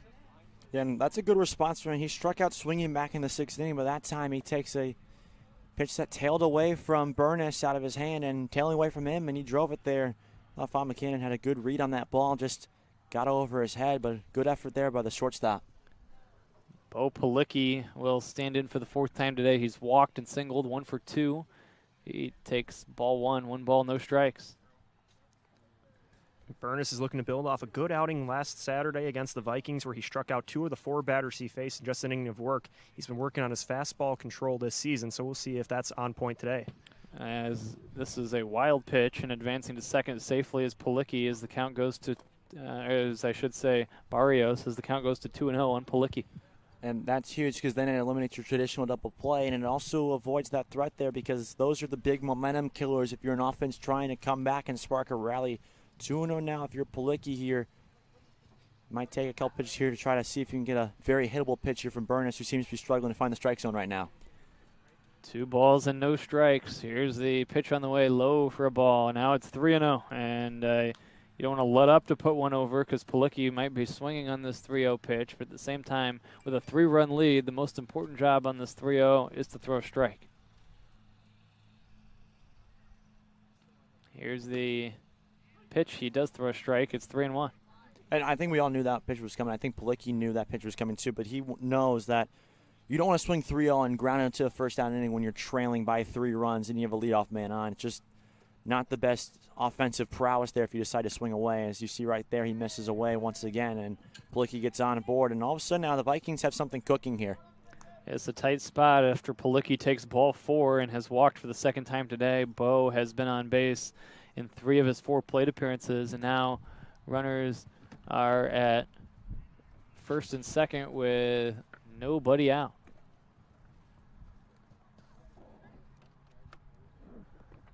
Here comes the set from the left-hander, and his pitch is a strike. They say he went around in the count 0-1. Don't know about that one on close call there. Fi's not happy with it. Vikings dugout wasn't happy with it, but Burness, it's big help there as he gets that first strike. Here's a swing and a ball lifted foul out of play, and it's 0-2 on Fi's. And those calls like that, although it just may seem like a simple strike call, they change complexities of the at-bats, and when at-bats change, so do completely innings change as well. So Vikings know that very well, and that's happened to them many times before, especially in this rivalry series. Runner from second goes, pitch low and in, throw to third is not in time. It gets away, and now coming in to score on this play is going to be Barrios. Barrios steals third, and then the error allows him to come in and score. That same error also allows Palicki to go to second, as he did not run initially. So stealing third in a 3-run game here is Barrios, but the aggressiveness pays off, as now the Vikings have moved a step closer, and it's 6-4 with a runner at second base, and Fi is still batting. Exactly, and that's exactly what they need. Just some sort of life here in a run that they can kind of say they manufactured. This is taken for strike 3 called. Fies is caught looking for the first out here in the 8th inning. That was huge for Burness to get that strike 3 looking in there, as there was an at-bat where you saw a run come across the plate. You're still in search of your first inning. You were able to get the strikeout there and just make it a little bit closer here, as now the Vikings are able to cut back into this deficit. But now for Burness on the mound, you're trying to stop the bleeding here. Here's the first pitch to Trevino. It's taken for a strike, and the count 0-1. I'm wondering if the strike zone's changing here for both sides, because we saw in that top half the Oilmen hitters were not very happy with some of the calls from a home plate umpire, and there you see Fies and Trevino back-to-back pitches both shaking their heads after the call from the plate. This is high for a ball, one strike on Trevino. Lead at second for Palicki. The Oilmen a 6-4 lead. We know there's going to be late excitement in an Oilmen Vikings game. This is taken high for a ball on the count 2-1. Did not quite break quickly enough to get the call on that particular pitch, and the count goes to 2-1.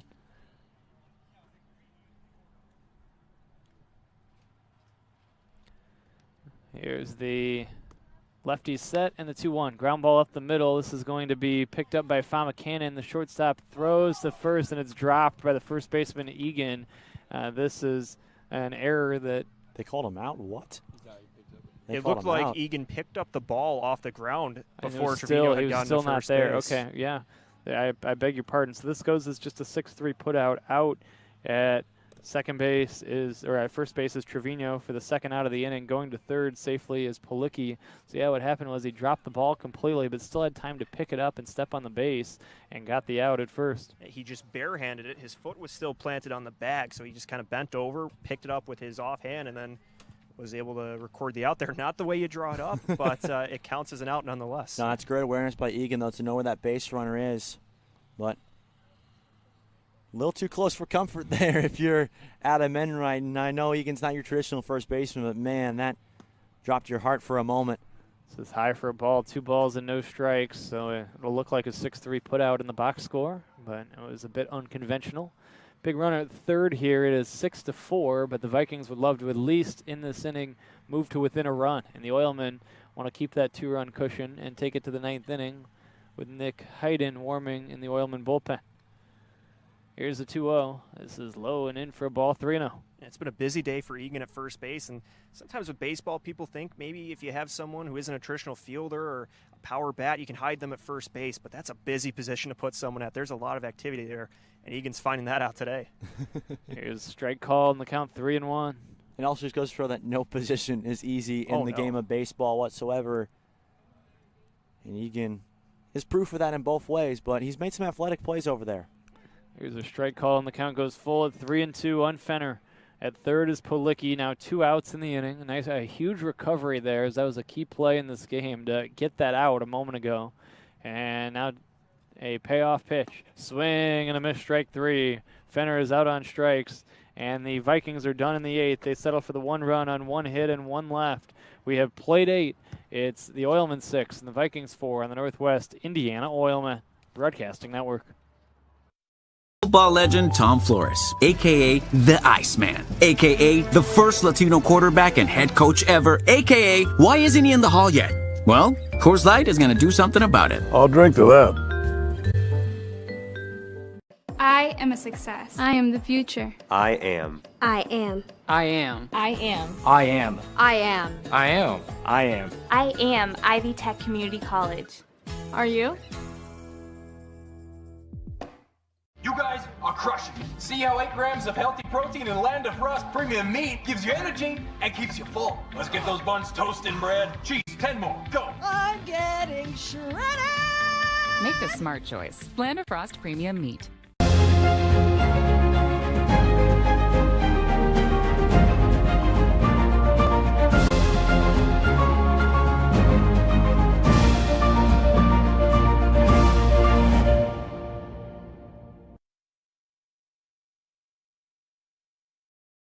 Isn't a list of boxes to check. It's taking the best technologies out there and adapting them to work for you. The ultrasound that can see inside patients can also detect early signs of corrosion at our refineries. High-tech military cameras that see through walls can inspect our pipelines to prevent leaks. Remote-controlled aircraft can help us identify potential problems and stop them in their tracks. At BP, safety is never being satisfied and always working to be better.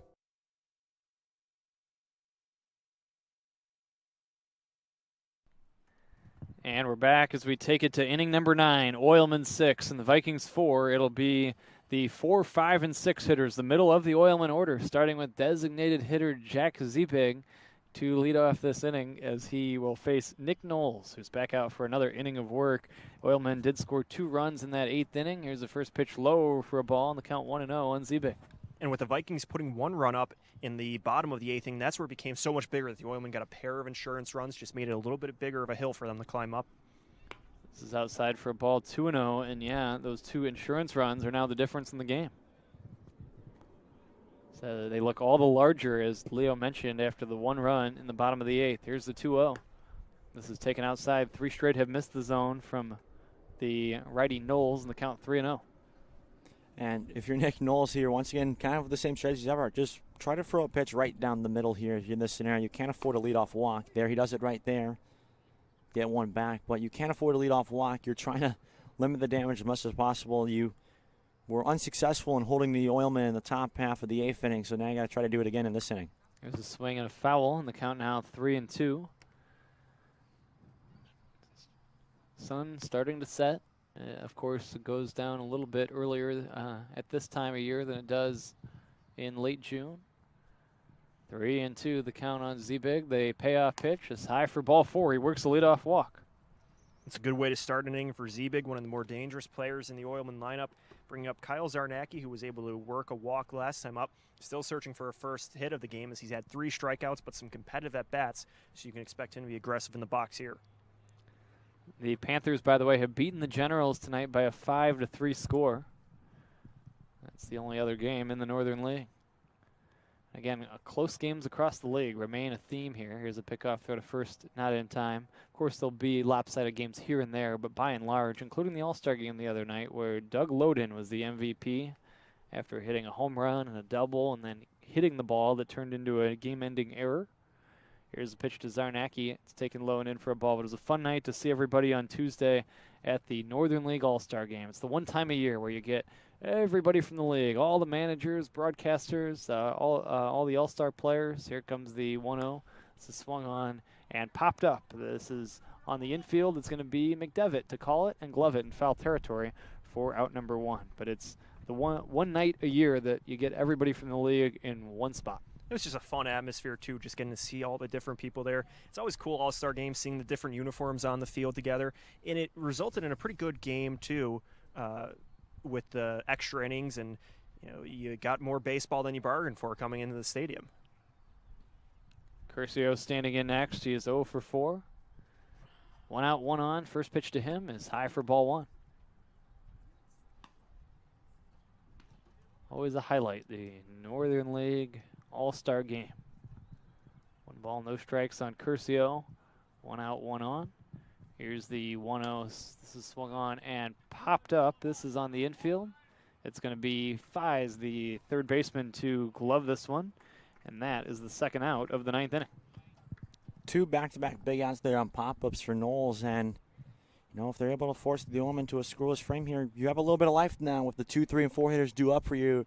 For the Vikings in the bottom half of this inning. So trying to get this out here and trying to get Cosenza, who's been a tough out. He's gotten on base via a hit in his last 3 trips. It's not going to be easy, but if you're able to do so here, you may like your chances to come back in the bottom of the 9th. Swing and a miss by Cosenza in the count 0-1. 3 hits for Cosenza. He is seeking a 4th as he awaits the 0-1. Runner goes, pitch, swing and a miss, throw to second, not in time. It's a stolen base as diving in headfirst safely at second is Ziebig. And the count now 0-2 on Cosenza, but a base hit could add an insurance run for the Oilmen. And it could be the difference now as well. 3 runs is a little bit more insurmountable for the Oilmen. This is swung on and cracked to left. Over is Crowell and near the line in foul territory. The left fielder makes the catch and the inning ends. No runs, no hits, and 1 left on base for the Oilmen in the top of the 9th. I think it'll be Nick Heiden time when we come back. I know you won't go anywhere. We go to the bottom of the 9th inning. It's the Oilmen 6 and the Vikings 4 on the Northwest Indiana Oilmen Broadcasting Network. Go to the office. We build it. This is a truism with Ironworkers Local 395 and the Northwest Indiana Contractors Association. Our goal is to exceed our customers' expectations. We provide a skilled, OSHA-trained, drug-free workforce, as well as many other certifications from our 4-year training program. Every time you hire an iron worker from Local 395, you should feel confident that you are receiving highly trained, highly skilled, and drug-free journeymen and apprentices who take their job and your project seriously. For more information, contact us at 219-763-7900 or ironworkers395.com. Have a student headed to college this fall? If so, you probably have questions, and the best place to find answers is Ivy Tech Community College. Ivy Tech is in your community and offers hundreds of options. Best of all, our tuition is a fraction of the cost of other colleges. Complete a free application today. Safety isn't a list of boxes to check. It's taking the best technologies out there and adapting them to work for you. The ultrasound that can see inside patients can also detect early signs of corrosion at our refineries.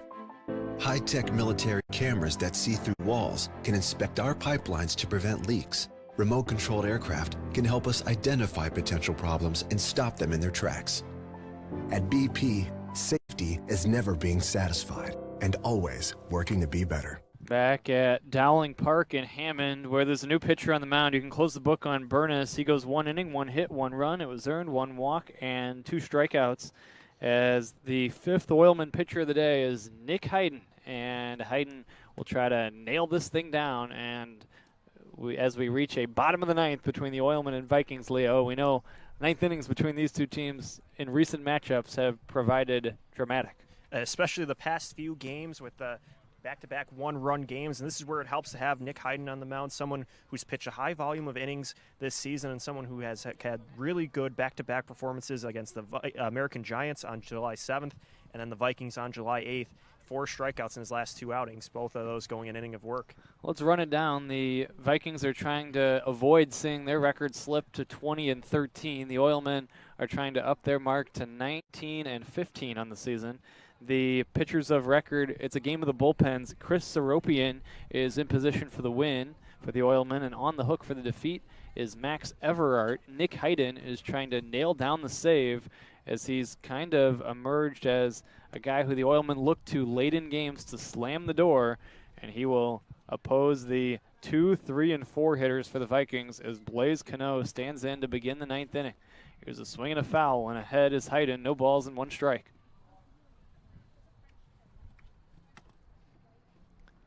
Oilmen and Giants tomorrow night under the lights of the Kroc Center. Leo and James will have it for you, and I'll talk to you again as the Oilmen come back home in the middle of next week. But first things first, the 9th inning of this one.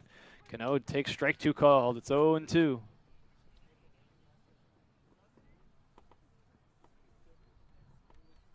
No balls and 2 strikes on Cano. He's reached on an error and a fielder's choice. 1 for 3 officially with a single and a walk. And he takes low here, 1-2. Bottom of the 9th inning at Dowling.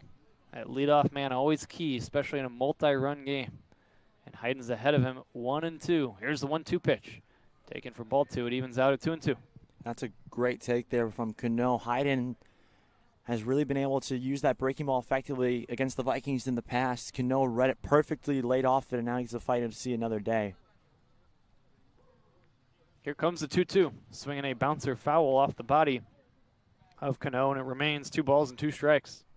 And for Hayden, you just want to get started with his leadoff man out. Cano's working a good count here, making some contact. You don't want to see him get on as he's someone with a lot of speed, and it just helps getting that first batter out to try to get to work then afterwards. 2-2 on Cano. We are in the 9th inning in Hammond. Here's the 2-2 pitch. This is swung on and lifted foul off to the right and out of play, and it remains 2-2.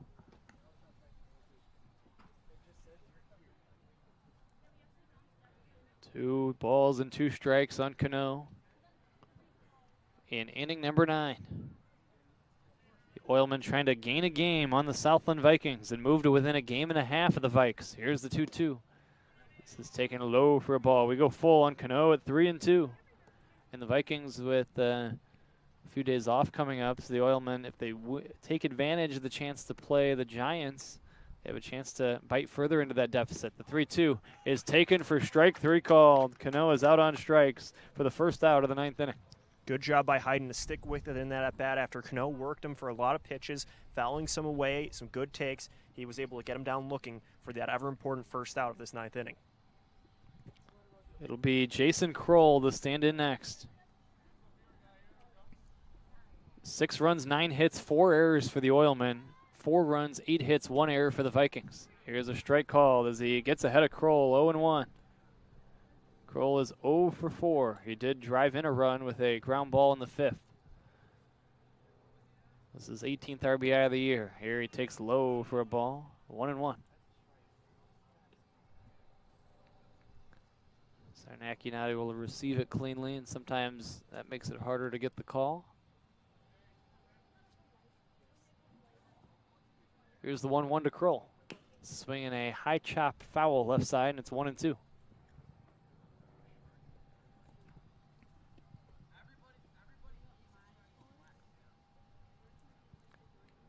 Again, the sun setting, still some sunlight to finish out this 9th inning, but starting to get a little darker a little earlier here as we move to the later stages of summer. Here comes the 1-2. This is high and outside for a ball. It's 2-2.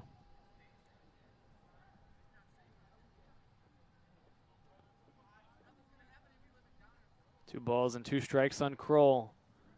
A strikeout a moment ago for Hayden. Can you record another? Here's the 2-2. Just misses downstairs, and we go full at 3-2.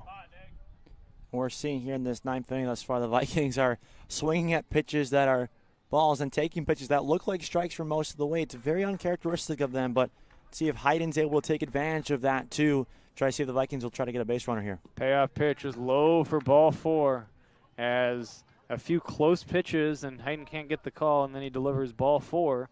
And now with 1 out, there's 1 on, and that'll bring up McDevitt. So now we'll see how aggressive the Vikings are trying to put the base runner Kroll in motion, as you want to try to take away maybe that possibility of a double play. Kroll, someone who maybe doesn't have that speed, but still something to consider with 1 out away in this 9th inning. I think you let the bat lie in Chris McDevitt here. He's a very patient hitter. He already has an RBI in the day. Let him go to work for you. First pitch is a strike. The key is McDevitt represents the tying run. And the count, no balls and 1 strike. You don't see a ton of home runs here, so you would like to stay out of that double play. But here comes the 0-1, taken for a strike. And the count 0-2, you know you're going to have to move the line to try to get the runner around in all likelihood. McDevitt, a guy who's driven in 20. But in this spot, he is the key man. Here's the pitch to him. It's taken for strike 3 called. 3 straight in the zone, and he's out on strikes. And that's the 2nd out of this 9th inning. And now John Crowell represents the last hope. Really big at bat by Nick Hayden, stepping up after the walk there, throwing 3 straight strikes in the zone. You know McDevitt's someone who won't go chasing, who takes a lot of pitches, so you just tempt him there by throwing 3 straight in the zone to get the strikeout there. Now Crowell with 2 outs and a runner at first.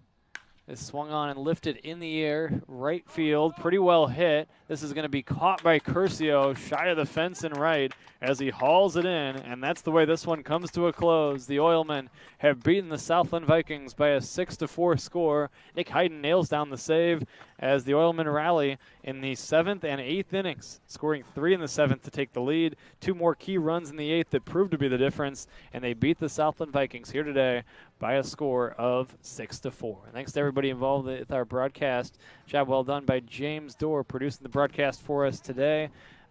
Leo's postgame show coming up, but I will talk to you next on Wednesday of next week, and Leo will talk to you tomorrow for a 6:20 or thereabout pregame and a 6:30 first pitch between the Giants and the Oilmen. Once again, the final score, it's the Oilmen 6 and the Vikings 4. For Kevin Malater and Leo Staudaher, Brandon Vickery saying, I hope you enjoyed, and please stay tuned for Leo's postgame show. It's next on the Northwest Indiana Oilmen Broadcasting Network.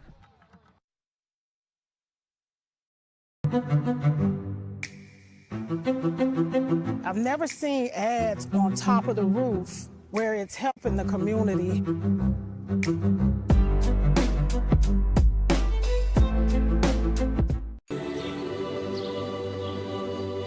This place teaches you to be genuine, to be the same person today as you were yesterday. People from Indiana, they're pretty comfortable with who they are. And you know, I think that puts the people around them at ease to be comfortable with who they are. The values that built Indiana are here in Strachan Van Til. We're Indiana's grocery store, and we're proud to be Indiana made. These days, it's recommended that you keep your social circle small. Of course, as the original light beer, we've always recommended that. It's Miller time. Leo Stoddard back with you here for the Northwest Indiana Oilmen post-game show. This comes on a day where the Oilmen took down the Southland Vikings 6-4 here at Dowling Park to pick up win number 19 on the season. This was one where the Oilmen were rolling with the punches here as they scored first. Then Southland got off to a 3-1 lead, capping that off in the 5th inning. Then the Oilmen had 3 in the 7th to take the lead back. Picked up 2 in the 8th. Southland added 1 more in the 8th, but it was those 2 insurance runs in inning number 8 that proved to be the difference. The Oilmen, 6 runs on 9 hits, 4 errors, but those didn't prove to hurt them as much as they could have. And for the Vikings, 4 runs on 8 hits and 1 error. Chris Seropian was your winning pitcher, and it was Nick Hayden picking up the save for the Oilmen. We also saw some good innings of relief from Logan Strutz. Mike Burness had a good inning. Silas Noe had a pretty solid start as well, going 4 innings in this affair for the Oilmen. But then offensively, Chris Baker had a pretty solid day. What else is new there? Scoring 2 times, reaching base 3 times, a hit by pitch, a walk, and an RBI single. And he was just very active with a stolen base as well. Joe Cosenza also picked up a big game. 3 hits for someone coming into the game batting just 200. He had a monster double in the 4th inning. He had a single, scored a run in the 7th inning, and then had a single and also scored in the 8th. So big day for him as well. Only 1 extra base hit for the Oilmen was that Cosenza double. But we saw Baker drove in a run. Famakanen had an RBI single. Marshall drove in a run. Ziebig, Zarnecki, and Egan as well with an RBI single. So lots of different players getting involved for the Oilmen on those 9 hits. Big day for them as well. They'll look to continue their momentum when they go into the Kroc Center tomorrow night to face the Chicago American Giants. That one will start around 6:30, so we'll have the pregame coming about 6:20, give or take a few there, as the Oilmen look for win number 20 there as well before their long weekend. So that will be huge for them. Until then, that's all the coverage we have here at Dowling Park. Again, your final score was Oilmen 6, Vikings 4. This is Leo Stoddard thanking you for following along on the Northwest Indiana Oilmen Broadcasting Network.